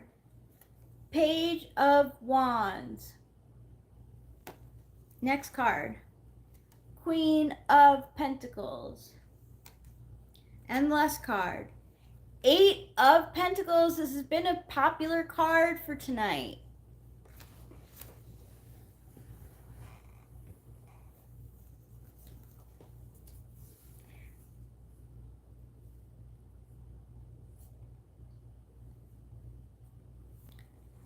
I pulled the Page of Wands, the Queen of Pentacles, and the 8 of Pentacles for Alicia. What does this say about her personality? Pulling the Page of Wands, the Queen of Pentacles, and the Eight of Pentacles for Alicia reveals a personality that is enthusiastic, nurturing, and hardworking. The Page of Wands suggests that Alicia is enthusiastic, adventurous, and full of energy. She likely has a passion for exploring new ideas and experiences, bringing a sense of excitement and curiosity to whatever she does.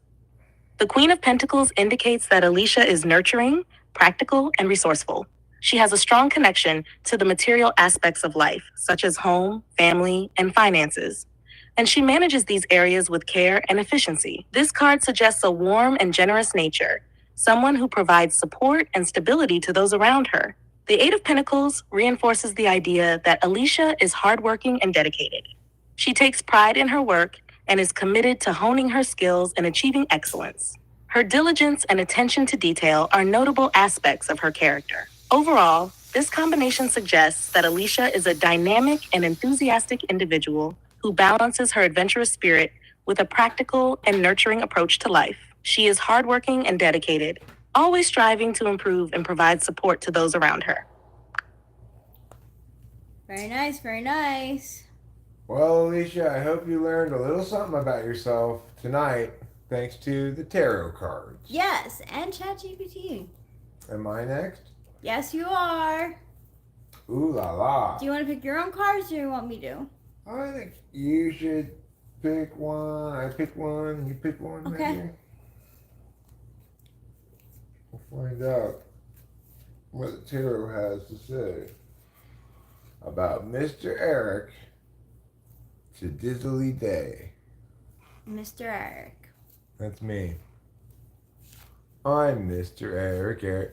I'm Mr. Eric. I'm doing Eric first. All right, you're next, K Care, after me.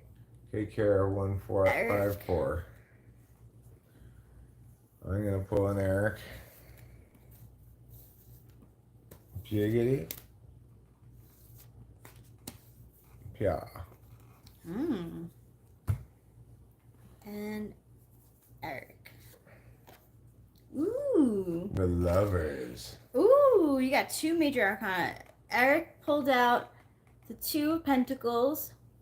And then I pulled out for Eric the Hermit and the Lovers.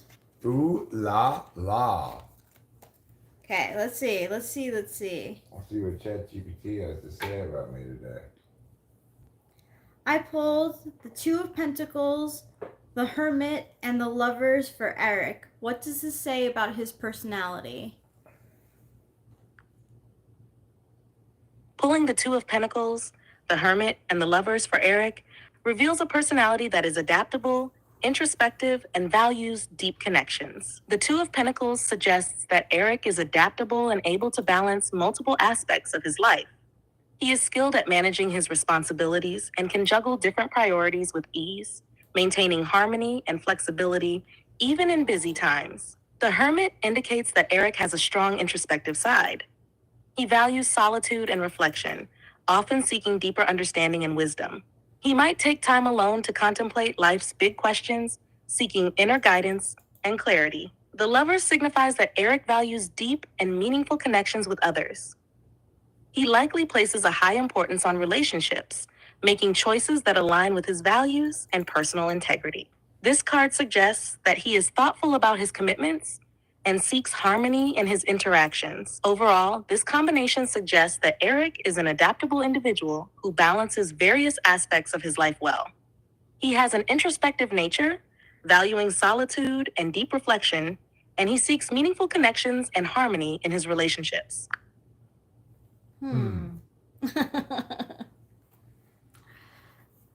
Well, I mean, it's not totally wrong. You know, I do like to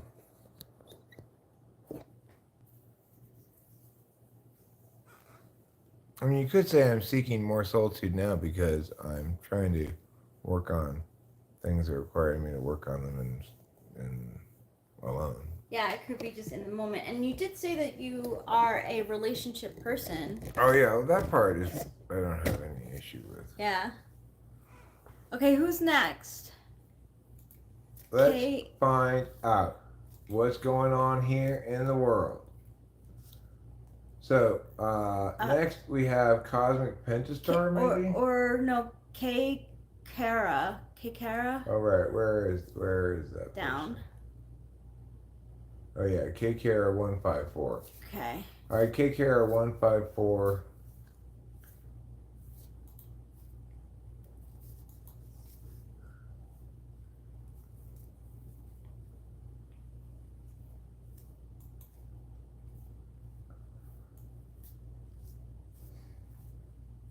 We don't have a basement, Arturo. K Kara, okay. K Kara 154. K Kara 154. K Kara 154. K Kara 154. K Kara 154. K Kara 154, the first card, 10 of Swords. Next card, the 4 of Swords. And the last card, the Knight of Pentacles. No, K Kara's here, OJ. She just said I'm here. I pulled for K Kara 154 the 10 of Start over. I pulled for K Kara 154 the 10 of Swords, the 4 of Swords, and the Knight of Pentacles. What does this say about K Kara's personality? Pulling the 10 of Swords, the 4 of Swords, and the Knight of Pentacles for K Kara 154 suggests a personality that has experienced hardship, values rest and recovery, and approaches life with diligence and reliability. The 10 of Swords indicates that K Kara 154 has faced significant challenges or painful endings in their life. This card suggests resilience and the ability to endure tough times, possibly having gone through experiences that required letting go and starting anew. The 4 Four of Swords highlights the importance of rest, recuperation, and reflection in Kekar 154's life. They likely understand the need for taking breaks and allowing themselves time to heal and rejuvenate after difficult periods. The Knight of Pentacles suggests that Kekara 154 is diligent, reliable, and hardworking. They approach tasks with a methodical and practical mindset, ensuring that their efforts are consistent and well thought out. This card indicates a strong sense of responsibility and dedication. Overall, this combination suggests that Kekara 154 is a resilient individual who has endured significant hardships but values rest and recovery. They approach life with a diligent and reliable attitude, ensuring steady progress and a practical approach to their goals. Okay, Cosmic Penstar is next. Then Sandy Prem, then OJ, I believe. Yes. So Okay, who's next? Cosmic Penstar is next. Cindy Then Prim. Sandy Prem. Then OJ. Then Babufo. Piao. You guys were not very well synchronized. Were they the American team? I don't know which team they were, but they were kind of off synchronization. I don't know, off kilter. Like, oh, we're doing fine, but then wait, no, now it's all messed up. And look how flat his legs were when he went in. What? Oh, his legs weren't even sticking up in the air. Eric makes a very good judge. They did a poor job. All right. Hi, Brithen McPot. Thanks a lot for your positive regard. We here at Talking to Spanish People appreciate your enthusiasm.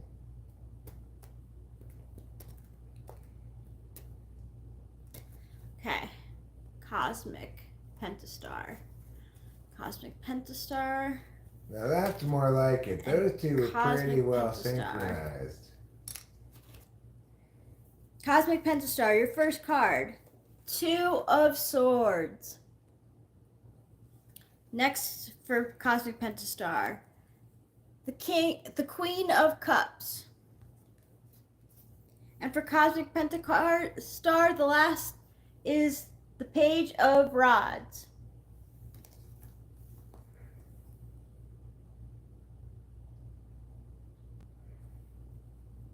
I pulled the Two of Swords, the Queen of Cups, and the Page of Rods for Cosmic Pentastar. What does this say about their personality? Pulling the Two of Swords, the Queen of Cups, and the Page of Rods for Cosmic Pentastar reveals a personality that is thoughtful, emotionally intuitive, and enthusiastic. The Two of Swords suggests that Cosmic Pentastar is someone who values careful decision-making and balance. They may often find themselves weighing options and considering different perspectives before making choices. This indicates a thoughtful and reflective nature, sometimes facing inner conflicts that require resolution. The Queen of Cups indicates that Cosmic Pentastar is emotionally intuitive and compassionate. They have a deep understanding of their own emotions and those of others, offering support and empathy. This card suggests a nurturing and caring personality, with a strong connection to their emotional world. The Page of Rods wand signifies enthusiasm, curiosity, and a zest for life. Cosmic Pentastar likely has a passionate and adventurous spirit, eager to explore new ideas and experiences. They bring energy and excitement to their endeavors, always ready to embark on new adventures. Overall, this combination suggests that Cosmic Pentastar is a thoughtful and reflective individual who values emotional intuition and compassion. They balance their introspective side with a passionate and adventurous spirit, making them both nurturing and enthusiastic in their approach to life.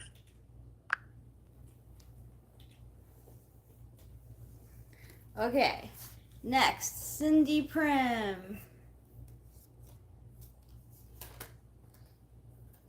I'm glad Cosmic Pentastar. That's good stuff. When I sneeze during a reading, that makes it extra true. Yeah.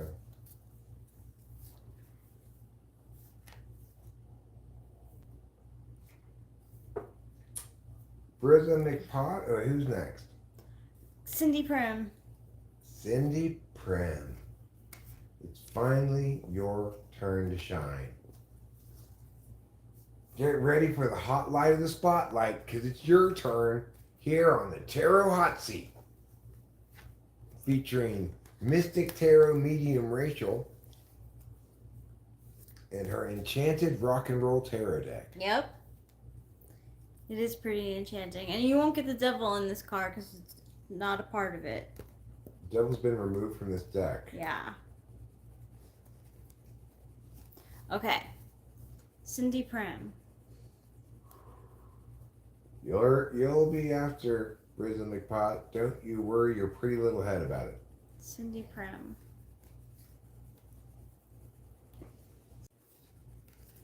Okay, Cindy Prim, you got the 7 of Cups,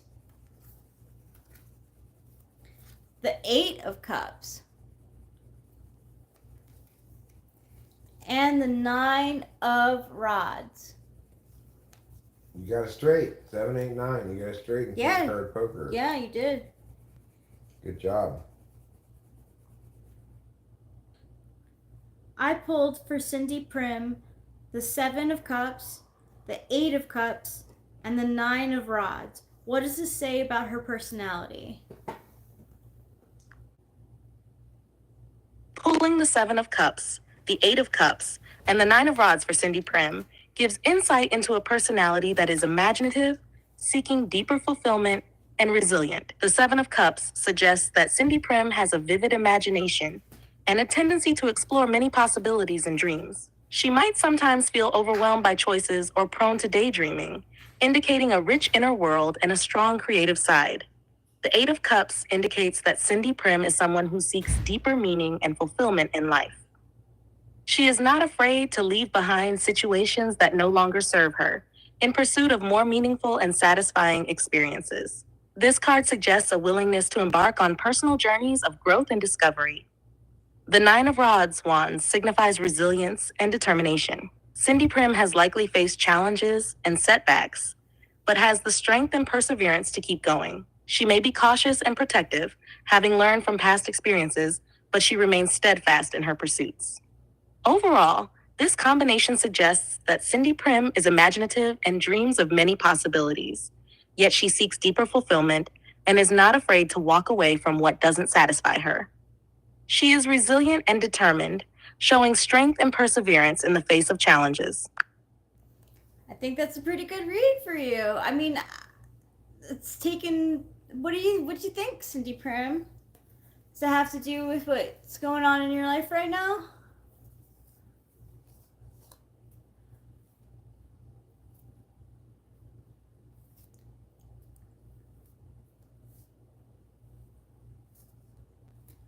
It's crazy. They're showing like a picture, like a video of the Olympics from 2004, and it looks so dated.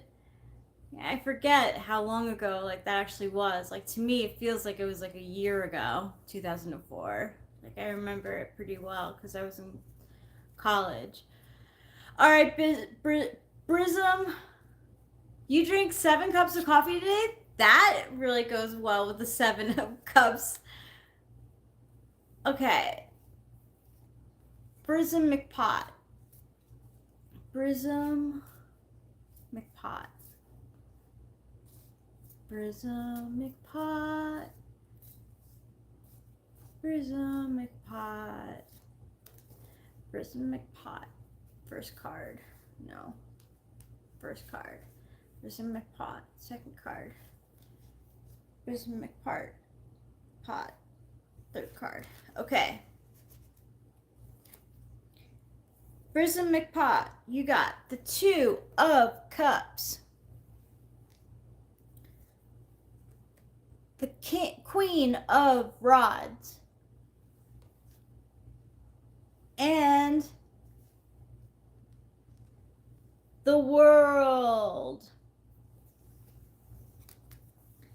Let's see what ChatGPT has to say about your personality. I pulled the 2 of Cups. It looks I pulled the Two of Cups, the Queen of Rods, and the World for Prism. I messed it up, sorry. I pulled the Two of Cups, the Queen of Rods, and the World for Prism McPot. What does this say about their personality? Pulling the Two of Cups, the Queen of Rods, and the World for Prism McPot reveals a personality that values connection, is charismatic and dynamic, and seeks fulfillment and completion. The Two of Cups suggests that Prism McPot highly values relationships and connections with others. They are likely someone who fosters deep, harmonious bonds and places great importance on mutual respect and partnership. The Queen of Rods indicates that Prism McPot is charismatic, energetic, and confident. They have a magnetic personality and a natural ability to lead and inspire others. This card suggests a dynamic and enthusiastic approach to life, with a passion for creativity and self-expression. The World signifies that Prism McPot seeks fulfillment and a sense of completeness. They are likely someone who aims to achieve their goals and experiences a deep sense of satisfaction from reaching milestones. This card suggests a well-rounded personality that values wholeness and integration. Overall, this combination suggests that Prism McPot is a person who values meaningful relationships, exudes charisma and energy, and strives for fulfillment and completion in their endeavors. They are likely to inspire others and enjoy a rich, interconnected life. There you go. Hi. Hi. How you Fun doing? fact, the World card also has the four Gospels iconography in it.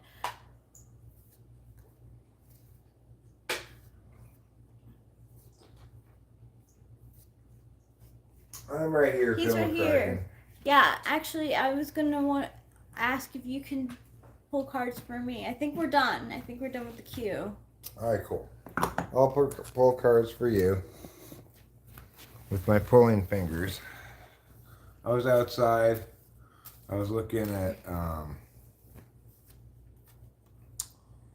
King of Swords.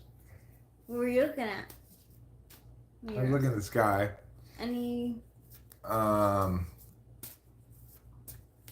me just finish you first. Rachel.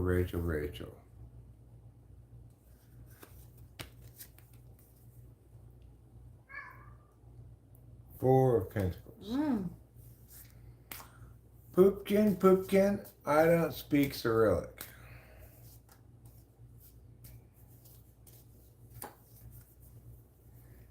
Two of We Pentacles. both got that.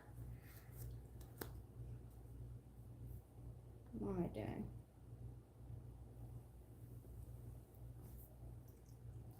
I pulled the following three cards for Rachel. The Two of Pentacles, the Four of Pentacles, and the King of Swords. What do these cards say about her personality?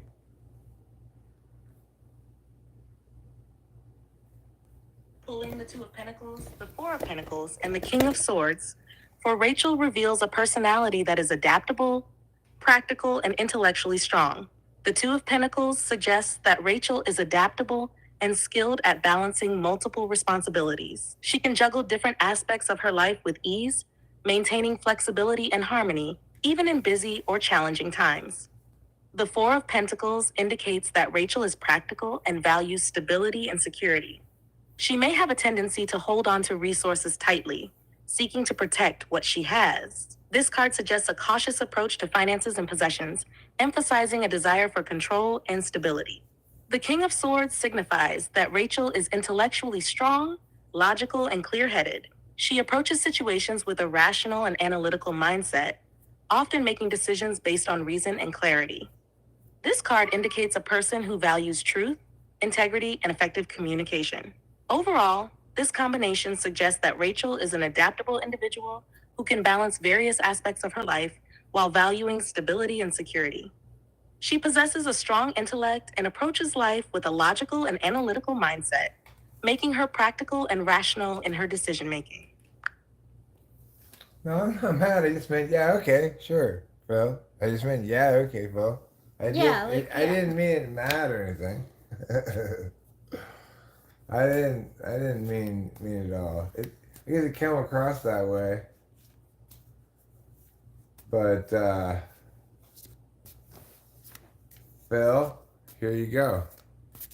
Oh. These two, that's a twofer there. Oh, twofer now. Never take a twofer. That's my mistake.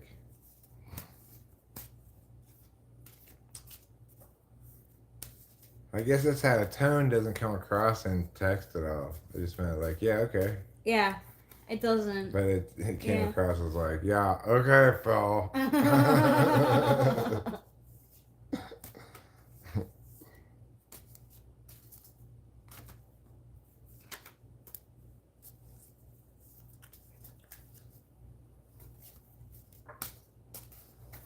This one.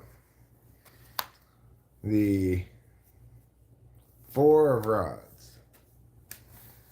This one. The 8 of swords. No problem. And this one, the 6 of cups. All right, now let's see what ChatGPT has to say about those cards.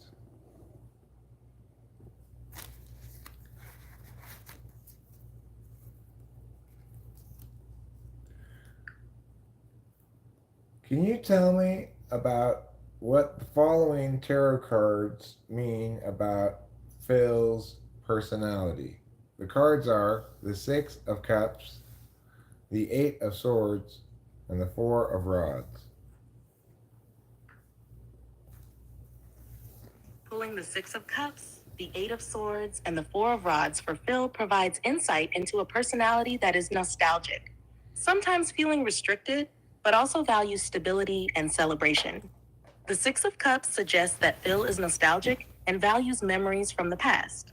He likely has a strong connection to his childhood or past experiences, and may approach life with a sense of innocence and sentimentality. This card indicates a personality that cherishes moments of kindness and often looks back fondly on earlier times. The 8 of swords indicates that Phil may sometimes feel restricted or trapped by his circumstances or his own thoughts. He might struggle with self-imposed limitations or feelings of being stuck, suggesting a need to find ways to free himself from these mental or emotional constraints. The 4 of wands signifies that Phil values stability, harmony, and celebration. He likely enjoys creating a sense of home and community, finding joy in shared achievements and milestones. This card indicates a personality that appreciates stability and looks forward to celebrating successes and important events with others. Overall, it suggests that Phil is a nostalgic and sentimental individual who sometimes feels restricted by his own thoughts or circumstances, but deeply values stability, harmony, and the joy of celebrating life's milestones with others. All right, Phil, there you go. Is there anybody else we haven't gotten who would like to be gotten? Yeah, before we shut this shit down. Yeah. Anybody else? And then what I'm going to do is I'm going to take y'all outside with me briefly to look for aliens. Now, I don't know if we're going to find aliens, but I will tell you what I noticed down the street.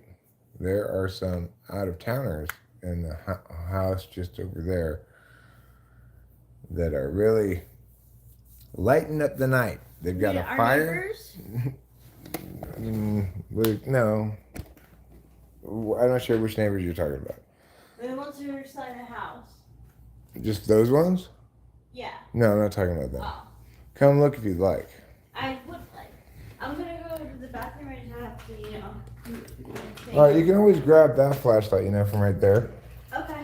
I have my phone. Okay.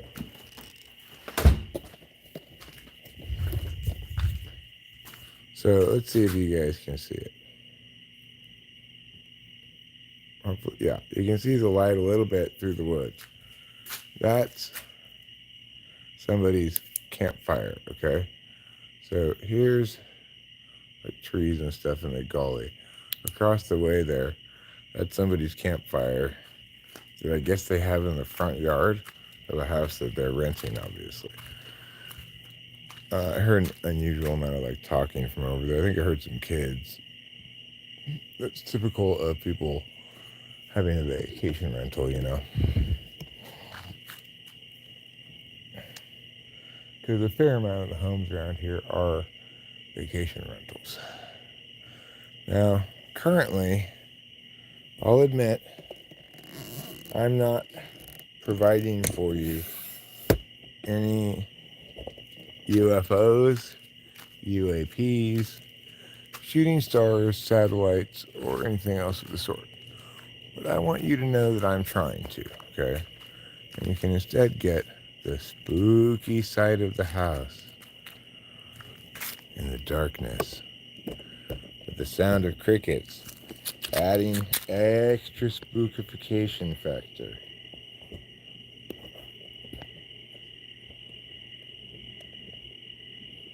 There. Very spooky. Very spooky indeed. Now, if I see any aliens landing nearby, I will try to run over to them with you, but I should warn you, if they land further away than the range of the Wi-Fi, we're kind of shit out of luck. It's not like I have any bars back here.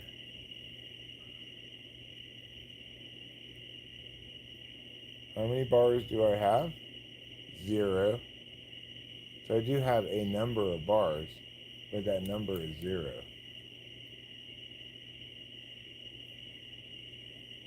Odds. I'm not going to be able to live stream on 0 bars worth of data. I kind of do want to turn off the air conditioning so that the fan doesn't make noise. So that you just have the sound of nighttime out here. Let's do it. Let's go inside. Let's turn off the air conditioning. Let's have just the sound of outside.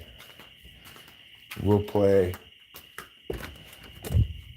call it Yosemite ASMR. Even though this isn't really Yosemite. You know, we're not in the national park. Although, depending on whose phone you ask, some of them will say that we are. Strangely. Let me have my glasses too. So I can see. Yes, Phil McCracken, do you have words of encouragement for me? What are you encouraging me about? Oh, just one. Just one lone acre. See, look, Rachel. What? Oh. Right over there. You see that? Yeah. Someone's got a fire. I'm figuring gotta be out of towners, right? Gotta be. It's kind of nice to see, though. Yeah, it is. Hey, look who's with us. Yeah, it's Mr. Trouble Bubble. Kitty of the night.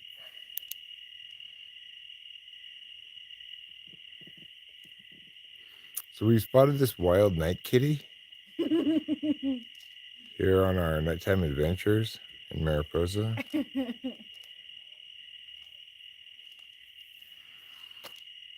I'll keep you up to keep you up to date if anything new happens.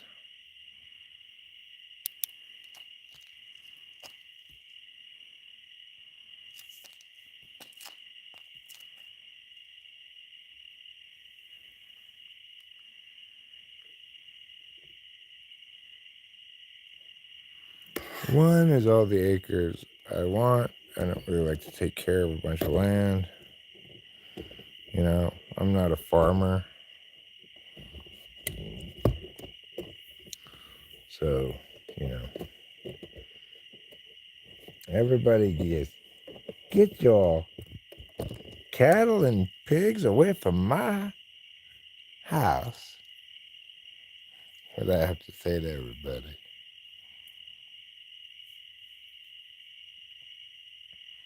You know, we're lazy city folk.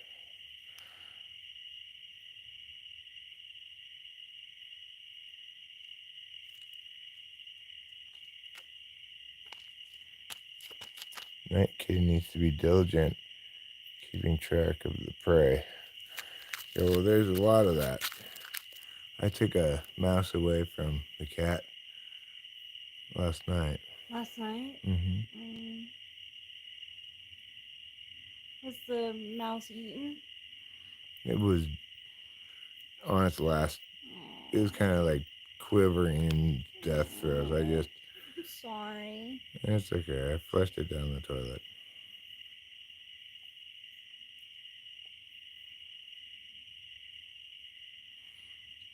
So, I think that might have been the one that was in the house for a long time, though. Okay, So I'm not too disappointed that he got it. No, that's good. There's some kind of a plane or something over there. If we see any dramatic sky action bright enough for us to show you, we will show it to you. Okay. That includes UFOs, comets,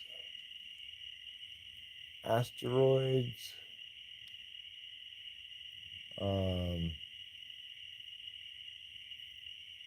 hot air balloons, and all sorts of things like that. Most of the things that we're going to be able to see in the sky, even if I pointed the camera right at it, you would just see blackness. So I've noticed this camera is not that great at picking up stars and stuff at night. It's like these stars aren't bright enough for me to capture on my camera. But I tell you what I'm going to do. If we see anything that I can't show you on the camera, I will vividly describe it with my words.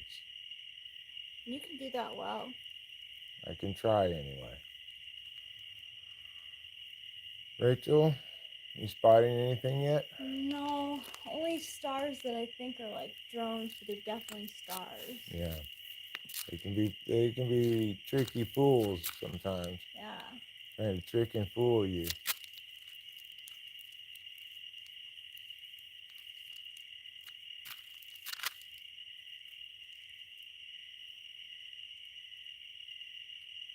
The other night we saw a very impressive display put on by the International Space Station. Yeah. I was like, what is that thing? It can't be a plane. It's not a drone. What is it? It must be a drone, I guess. I don't know what it is. Never even occurred to me it would be a satellite because it was so big and bright. But it was a satellite. Rachel looked at it with her phone's "What is this in the sky?" thing. What'd you see, Rachel? There's something bright. It might be a planet. Let me see what you're looking at. Oh, that one? Yeah. You Is that mean moving? that one? Yeah. No, I think it's Mars or something. Why don't you look at it with your phone and see what it says? Maybe it's Jupiter. Maybe. Oh, it's Arcturus. What's Arcturus? I don't know. It's a star. It's like stars. It's known as the octopus star. It's thought that all octopuses originated from that star system. All right, if that's Arcturus, just to calibrate it, make sure it's right. Check to make sure it shows that being the Big Dipper. You probably can't see it on the screen here, but I'm showing you the Big Ursa Dipper. Major, right? That's the Big Dipper? I don't know. Is that what the Big Dipper is called? The Big Dipper's in Ursa Major. Okay. So then it's correct, you're saying? Yeah. Okay.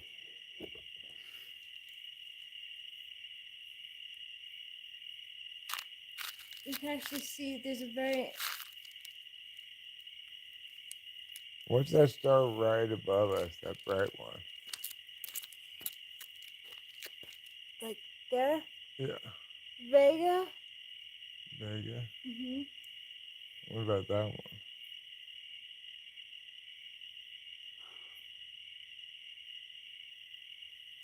Yeah, sure. I can't. You know what they say? What happens in Vegas stays in Cygnus? Vegas. Cygnus? Cygnus, huh? Vega's this one, that bright one. And then Okay. Cygnus is that one. I don't see any planets though. Well, you know, we have a lot of parts of sky that are blocked by trees. Yeah.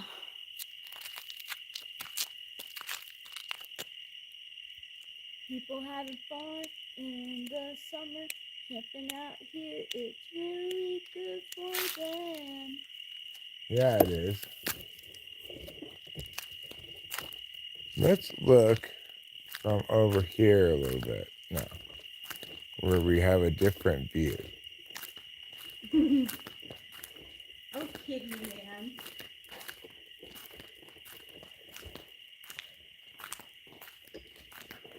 I think that's Cassiopeia. Let's see. Yeah, Cassiopeia is like right in it's behind that. Behind the trees. Yeah. And apparently that's where like the big meteor shower is gonna be. Really? Yeah. Where Cassiopeia is, huh? So.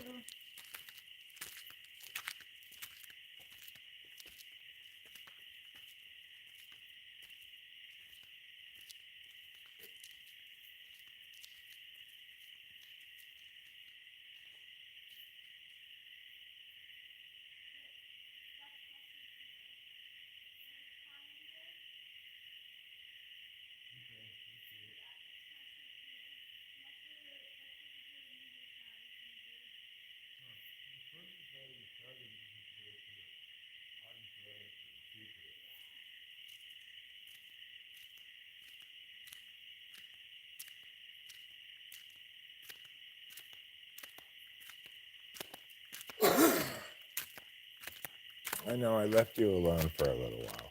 That's because I didn't want to get too far away from the Wi-Fi, but I wanted to look over from a different angle, you know. So it's a lovely night. It's lovely, like loveliness itself. I wish I could show you the sky. Instead, I cannot. I can show you Night Cat. Night cat. Mm-hmm. He's so cute. What's going on, Night Cat?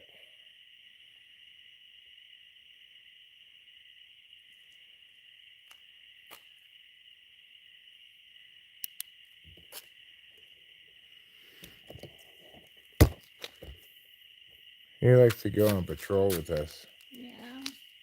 Because he's a good kitty. He is a good kitty. Well, I don't think the night sky has provided us any excitement tonight. Mm-mm. It's technically falling towards Earth, but its boosters put it up above so it can keep the orbiting. Are you talking about the International Space Station? How long did it take for it to fly over? It took Pretty quick. not a super long time. Yeah. Rachel got like an alert on her phone that it was passing by, and then we went outside and we saw it. Even though she that was what brought us outside, I still didn't think that could possibly be it when I looked at it. There are aliens in the deep ocean. How did they avoid getting wet? All right, well, we're going to just stand here for a minute or two longer. I'm convinced that I play this game. It's called like Just Around the Next Corner, where Just around the river bend. if I wait a little bit longer, I'll see either a satellite or a shooting star. You usually have luck with that. Yeah, well, we do see quite a few satellites, which is suggestive that there are a lot of satellites. Because I don't spend like hours at a time looking at the sky. most of the night, I am not looking at the sky.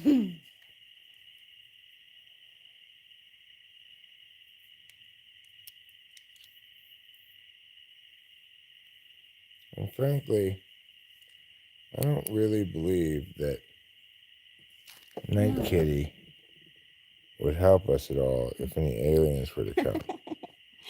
Yeah. But you are a good Night Kitty. He is a good night kitty.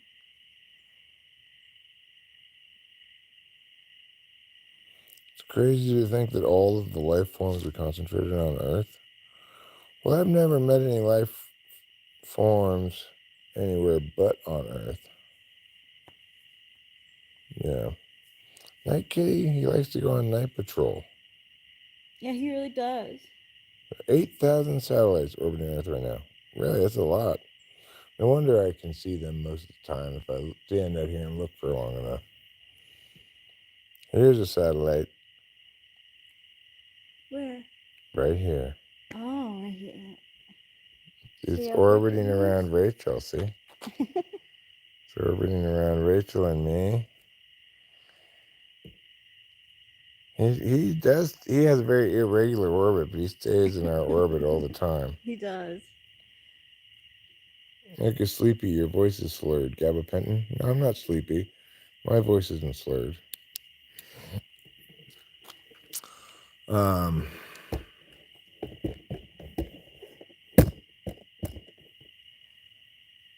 But maybe it sounded like that.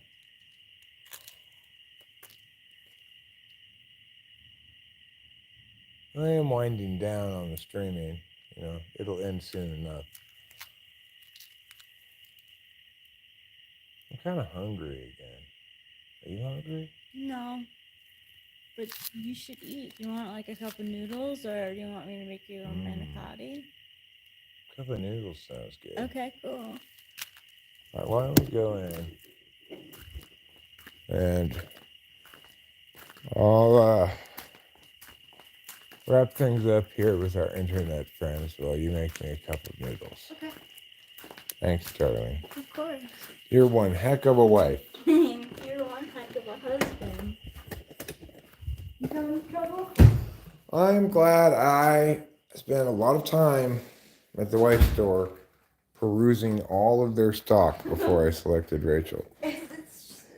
Yeah, it's pretty crazy how it happened. You don't want to rush into that purchase and just get any old wife. You want to pick the perfect one. Make sure she knows how to make cup of noodles. Yeah. Why are you saying he on shit? Then you sound like a bitch. Gabapentin's not even a drug to be on, per se. It is a drug that makes me sleepy, but it doesn't make me slur my words or anything. It's not a scheduled drug like that. Shaya's time says, Rachel, I want to talk to you. Who? Shaya's time. Who said that? Shaya's time. Oh, Shay's time wants to talk to me? Okay. Yeah, well. I'll be right there. You used to pop gabapentin for fun. I take gabapentin when I want to go to sleep. I think men and women should marry the right person. You know, I think exactly who that is, it depends, person to person. You know? What's We had a little bit of a disconnect there. Sorry.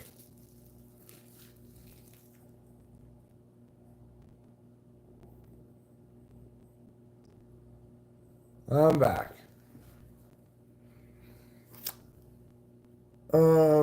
So yeah, you want to try to find the right person.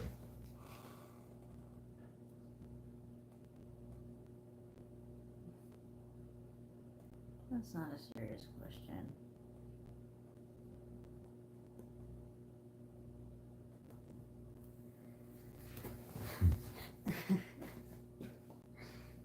You mean you're saying you want Rachel to work cleaning houses? Or are you saying you want to work cleaning Rachel's house?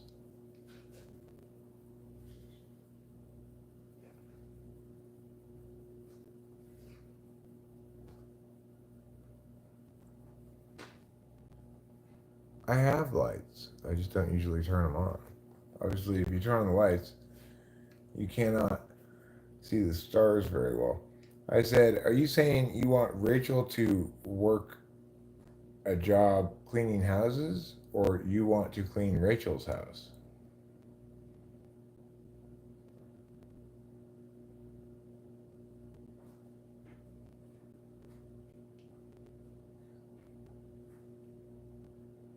Nursing homes do what?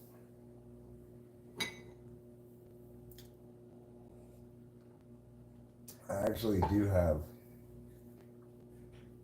You want to work for us at my house to clean my house. That's what you're saying? The answer is no, thank you.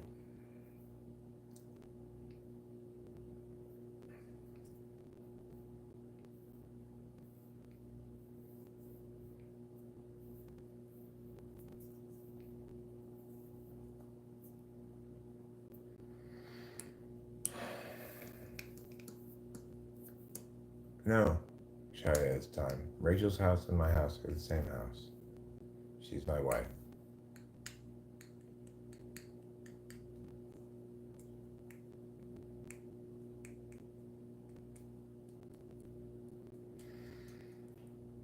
Right now, they're doing some kind of relay race here in the Olympics. Looks like the United States of America lady is well out in front. Well, we're not currently hiring Shia this time.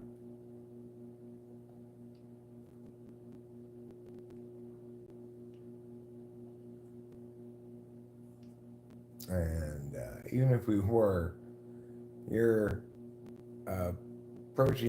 wanting to approach Rachel specifically about it, it would make me way too sus about even considering that. But yeah, we're not hiring anybody.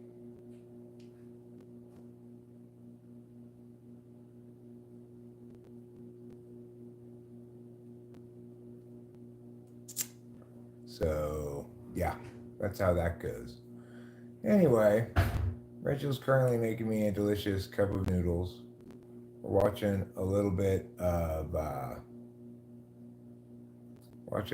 the Olympics. I anticipate maybe having an early night of it, going to bed on the early side. No, it's fine, Shia. It's time. I have no problem checking to make sure she agrees with my decision. This is like the mixed gender relay. I didn't even know they had that. Like, man hands off to a woman, hands the baton off to a woman. I didn't know they had that.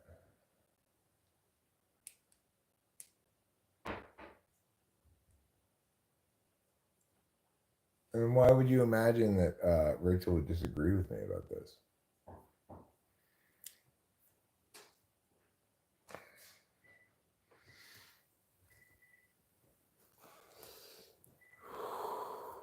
Hi, Rubenar. I hope your evening is treating you well.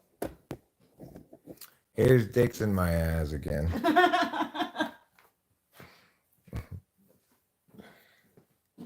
Your uncle head up?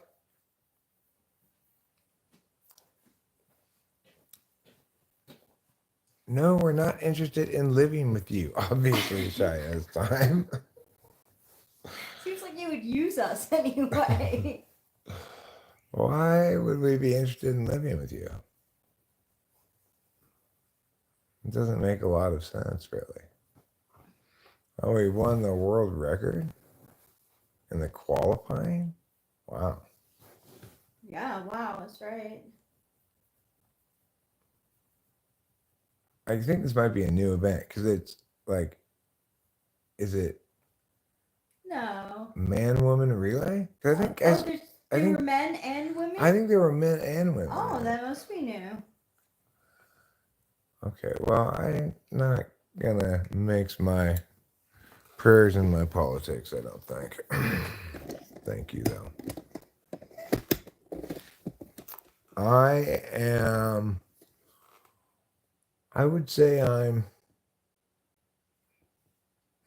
I would say that, the first two adjectives I would come up with to describe myself would not be sweet and kind, but well, I assumed you weren't serious, shy as time, but you know,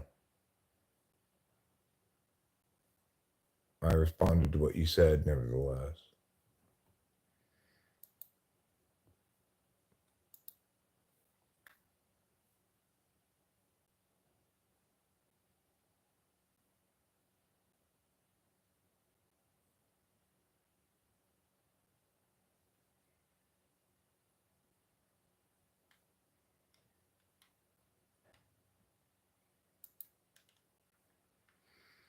So once my cup of noodles is done, I will eat that and wrap this up. Rachel knows you. I don't think she does know you, actually. Feel quite confident of that.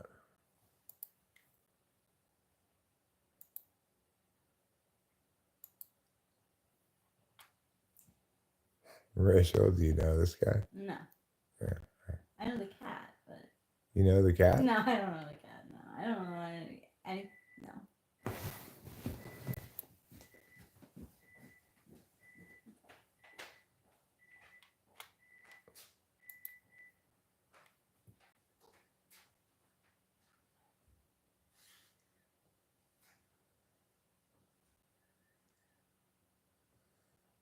Huh. Interesting. Well, good for you, shy as time. Good for you.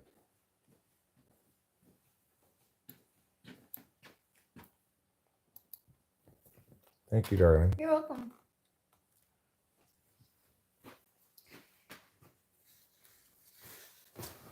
I've got a cup of noodles. It's got more than just noodles in it, though. It's also got broth, little bits of corn, maybe a bit of carrots.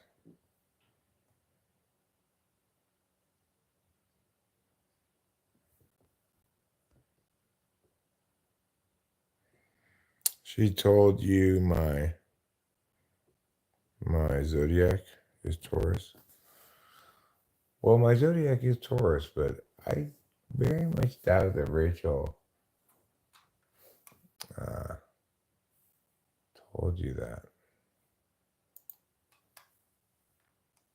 You know, she has time. It's just,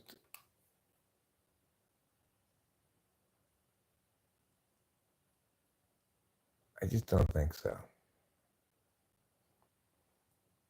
She's not even paying I'm sorry. attention. I'm just saying, I don't think that Rachel told this guy here that my zodiac is Taurus. No. Do you know this guy? No, I don't know who that guy is at all. I don't know who Shai's time is. No. I don't even know if I'm saying it right. So, I'm just thinking that basically, no. And so I have insomnia. I wish you spend always happy life. Thank you. Thank you. We will try to spend always happy life. This is a picture of April's boyfriend. And should I get a I love my husband shirt like that? Did it say I love my girlfriend? Yeah. That'd be fine if you wanted to. That'd be fine. I'm not really going to. Oh, she told me about my work in farming, huh? I've never been a farmer. I don't think I have insomnia. Yeah, I got you, simple girl. They all wanna get it in ya. You have a rot mouth. No, I don't, Willie G. How about you?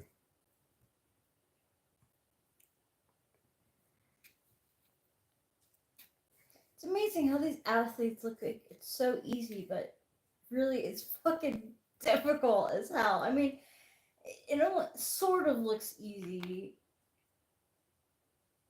It all looks like stuff that I wouldn't be interested in doing, except for swimming. I love swimming, but I have ear problems, so I would never be able to. Plus, I'm only 5'2".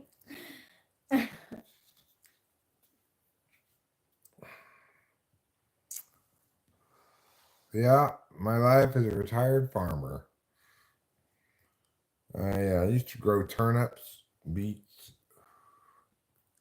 barley. Wow, so that it must be new that the bar thing is female and male. What? I'm surprised. Hmm. Oh, I see, but the girls go against the girls. It's not like they're running against the guys. Guys running against guys. Yeah, but it's in the same race where one half of the relay is a dude, one half is a lady. Yes, Goblin, it is cup of noodles, and it actually is instant lunch, which more or less is the same thing as it depends on the runner.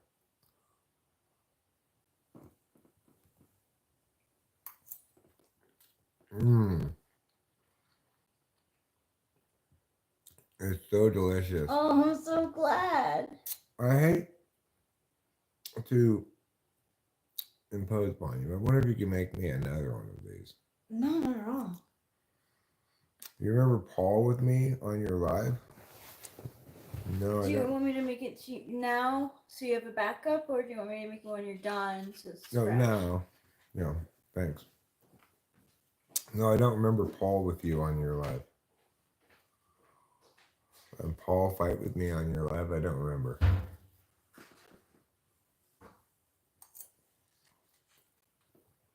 Why did Paul fight with you?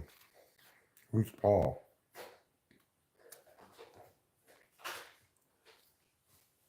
Not if the event is shot put, Ruben. Not if the event is shot put relay.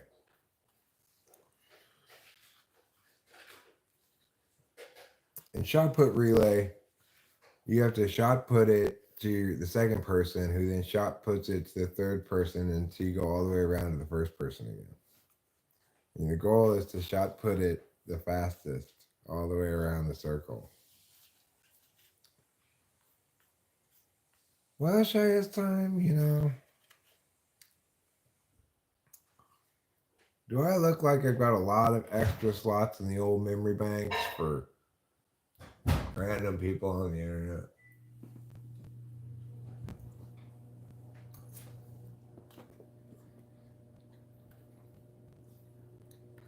You gotta put in some time.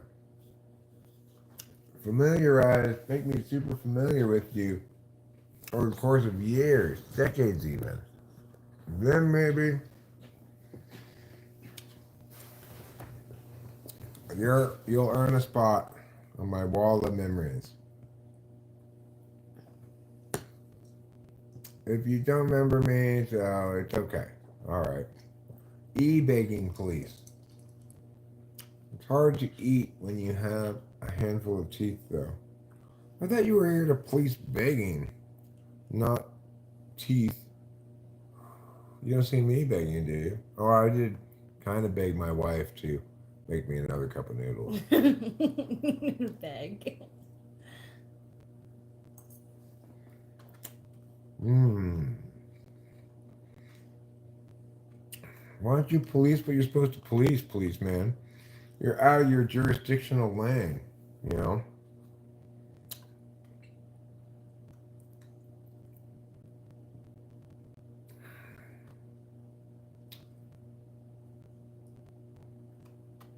Oh, I'm Taurus, all right. I'm Taurus like a Ford Taurus.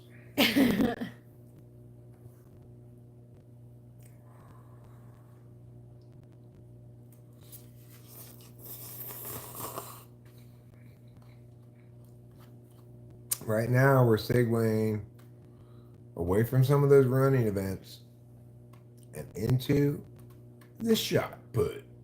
Shot put.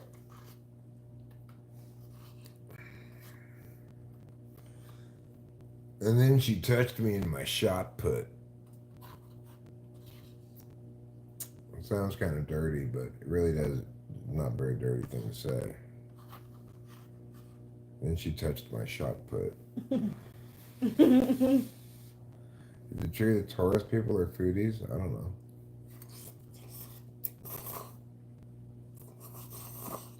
I don't know nothing about the astrology. Rachel can sing lots of songs, in theory. Everything from Row, Row, Row Your Boat to Mary Had a Little Lamb to Camp Town Races. The real question is, does she feel like singing a song right now? I'm guessing the answer is no. Yeah, I guess right, even though I should do it more. Don't let this scoundrel should you, darling. Thanks. Lord Attenborough said to say hi to everyone. Hi, Lord Attenborough.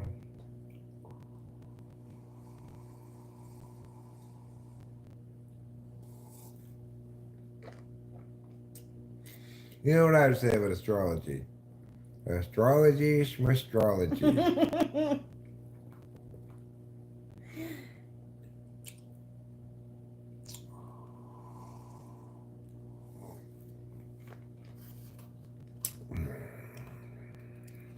This is good. I'm glad I'm getting another one. I'm so glad you are too. Shaez wants to talk to you some more, Aw. Rachel. Hi, Shaez. What did you want to talk about? Do you know how to make cup of noodles? I'm guessing that must be it. He must have advice for how to make a cup of noodles better. I mean, not complaining. I think he made this great. Thank you. Maybe he knows some secret.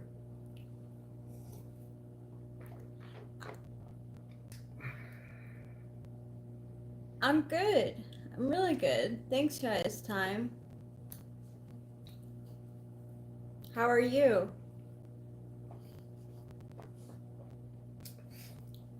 I'm ready for some shot put. Who's not? I mean,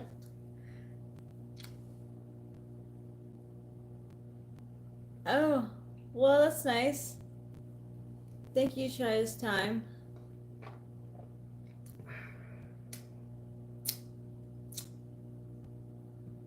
yeah. Shaez is rizzing as best he can. It's pretty tough to riz Rachel just through the chat here, you know. Yeah, really. I mean, it's not. It's kind of hard to riz me. Yeah. I'm not paying attention to. She's already been fully rizzed. Yeah, by but me. you. Yeah. I know she really is pretty. And not open to your advances.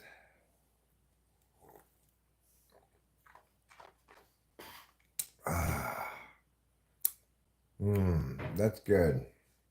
It tastes like the warmth of nourishment.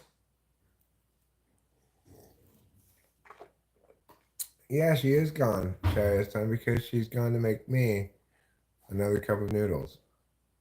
Because she's my loving wife.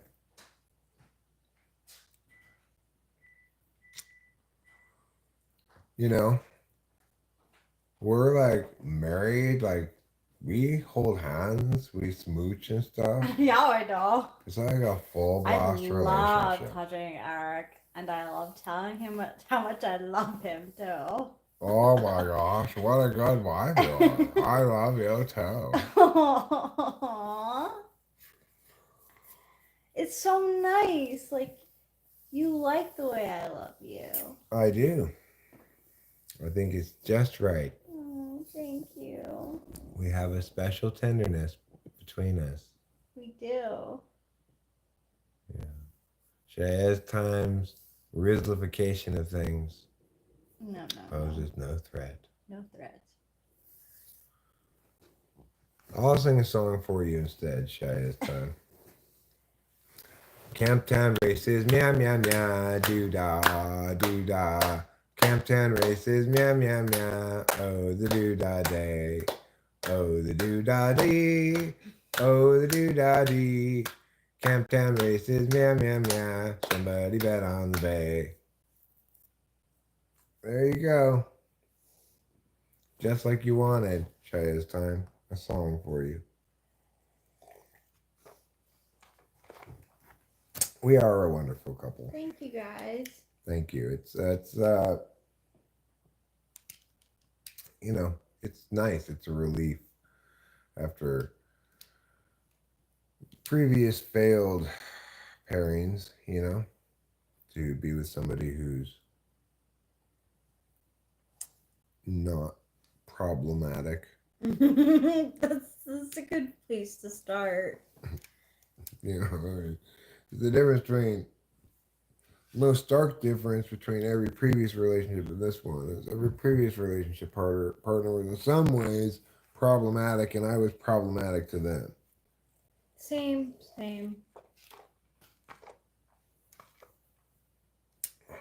Whereas in this relationship, Rachel and I are on the same page.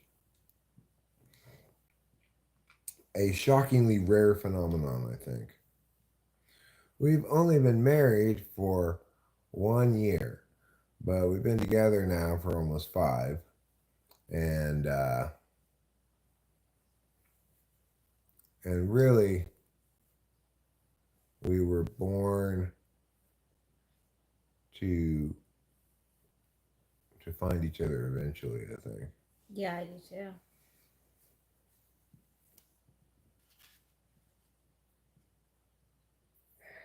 You know, one might dream of a world in which you get with your perfect partner at age 16 and you're together for the rest of your lives, but for most people, it doesn't work out like that.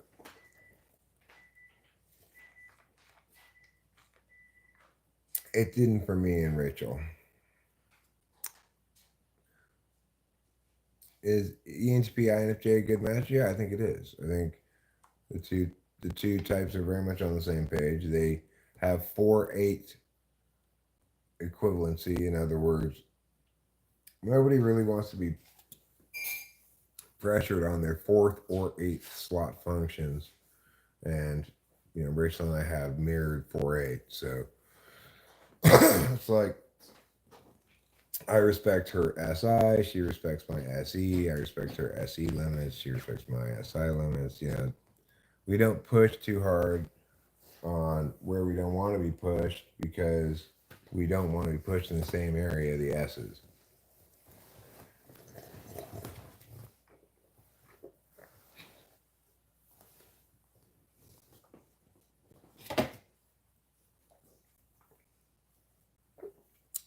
We met on YouTube. She was a viewer, you know, just been in the live chats and stuff. She was commenting on videos around the channel and stuff. A nice lady. I thought when I was looking for a new girlfriend, you know, I thought, well, this lady is too young for me. I had said I don't want anybody under 30. But it turned out she was 34. Yeah, my ring's gold.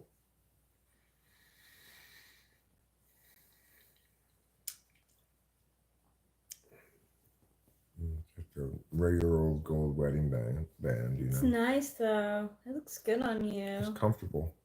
Mine is too. Like I said, I never take mine off. So the thing is, you really can meet real people on YouTube, and there's a reality which says the way that Rachel and I met is just about ideal. She had a long time to get to know me via my videos before she met me in person, or there's any chance for us to even have any kind of romantic connection. She had plenty of time to get to know who I was, how I rolled, etc. And I had some insight into her ahead of time too. I knew what kind of comments she left, what kind of chat she engaged in, etc. Yeah.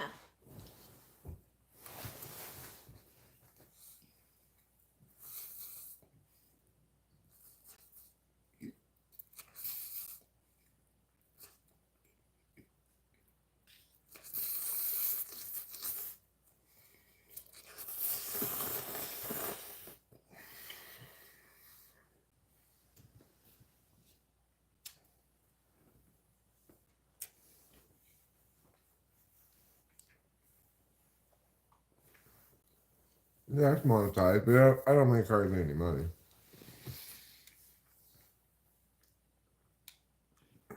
Like last month, I made like $80 or something. Well, that's what people say, right? Marriage is hard work. I don't agree with that. If you're in the right marriage, it's not work at all. If you're in the right marriage, then like both of you are on the same page, neither of you has to compromise. It's not work at all. There might be occasional moments where one or the other of you, you know, needs more from the other one, like emotionally or whatever. And that might go back and forth and such, Yeah. but I don't find it to be work. I did, yeah. Obviously, if you have kids and a bunch of other things, it can be more challenging. Yeah. But I would also say that even when life was very challenging, my relationship with Rachel never was. And we certainly lived through some very challenging times. Yeah. So Rachel and I have already kind of established that we work well together during times of crisis. We work well together during times that are challenging for one of us, but not the other. It would be like not a time of crisis like my dad, but a time of crisis like me or Rachel. And we work well together in times of no crisis, and it just, we work well together across the board. Oh my gosh. Honestly, Cindy Prim, I totally. Well, granted, that would be very different, but I've not had that. But Rachel and I have both had multiple failed relationships before this one. Yeah. I've had 2 failed marriages. And accordingly, I think we both have had the opportunity to compare against alternatives. I think we both know what it's like to be in a relationship that requires a lot of work. Yeah. Definitely. And I think we both say that this is distinct from that, and that it doesn't seem to require a lot of work. No. I don't know, there's a lot of respect, I think, between us. Yeah. I mean, and living in close quarters with you for basically since the beginning of our relationship really got us to get to know each other really quickly. Yeah. Which is good. It was very healthy. I think that's important. Well, I mean, I think it was trial by fire. We could have, it could have revealed that it wasn't a good relationship. Yeah. It revealed that it was. It's not a necessary prerequisite, but it did like cut to the chase. Yeah, and I had my bipolar mania moment too, and that absolutely could have broken us. Yeah. What card game was that earlier? They're just tarot, right? Yeah, it was just tarot cards. We have other cards actually too, if we want to play some more. Like that say like emotions and stuff on it. Like energetic and passionate. Stuff like that. We could play that. Oh, that's adorable, Cindy Prim. I'd marry him all over again. He's my forever person. You know, it's interesting that you said that. We had such a great wedding. We had such a great. It was so much fun, and like really, the weather was great. Like people were able to like do what they wanted to do. Eric was able to hang out with his friends. Um, I can assure you, Rachel does not want to Adobe any kids. Okay. no, I don't. She believes that kids should be left alone, not have Adobe rubbed on them. That's one Adobe a kid. Is it like an Adobe house?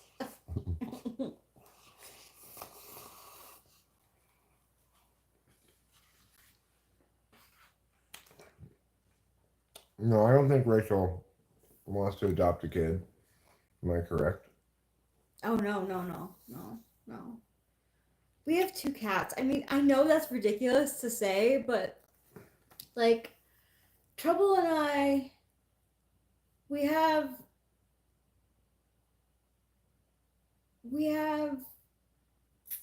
a relationship that is full of ups and downs. And if I have a relationship with a cat that's up and down, forget about it with like a kid. I mean, you have to have real patience. And I'm just not sure. We're not that reliable about taking care of ourselves, That's true. let alone a kid. That's what he said. All right, Cliff. I am also opposed to that.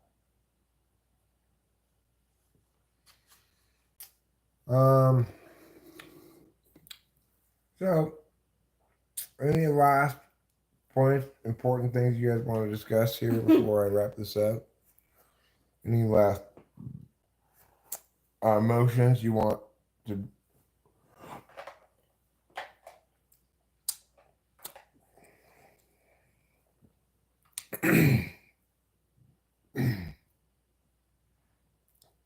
Table any motions you want to table.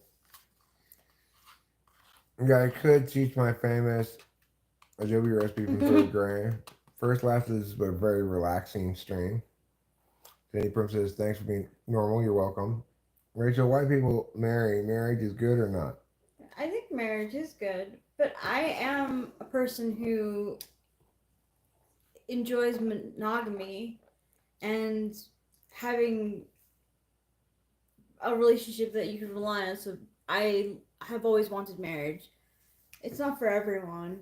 You also didn't get married till you were what, 38? Yep. I was 38 when I got married. So if you really waited for the right person to I marry. did. Yeah. Unlike a little someone named Schmerich. Well, but if you didn't do that, you wouldn't have had Delilah. True. Talk about polyamory. I'm opposed to it. I want nothing to do with that. No. I don't think it works well. No. I don't think it works well either. I've only ever heard anybody complain about it. Yeah. So, yeah, seems deeply hurtful. I agree. Polyamory seems deeply hurtful to at least one and probably multiple people involved. I mean, it's hard. I mean, how does one find a loyal person? You gotta date a lot. I don't know, right? I don't know how. You gotta if you value monogamy and a loyal person, you have to like kind of straight out say that's what you want. Because otherwise, I don't know. I'm not sure. Sometimes you go out with people and you think they'll be loyal, and then you find out they cheat. I'm not sure. I don't have the answer. I'm sorry.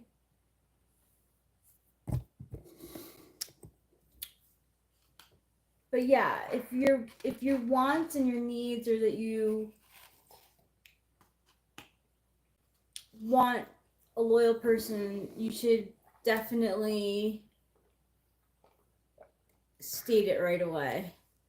I spent 4 years with my ex. She cheated me. I'm sorry to hear that.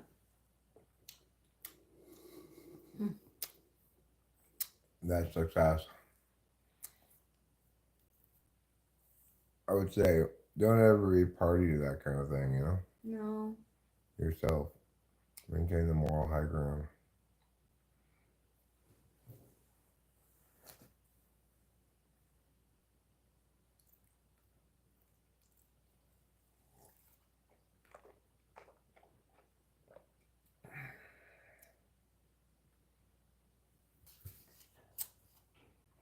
That's pretty good standard, Cindy Prim. Yeah, it is.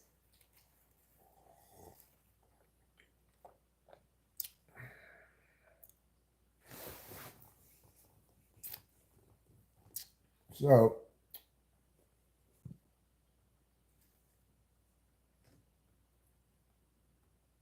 well, I don't know about that, Chayez. I don't either.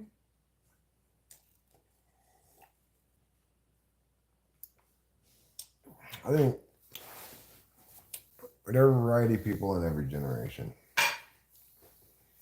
And you can find good ones, bad ones, and everything in between among all different demographics. So, you know, try not to lose the ability to trust as the world rocks you with betrayal. Probably pretty good advice for just about everybody. Yeah, it is. It's good advice.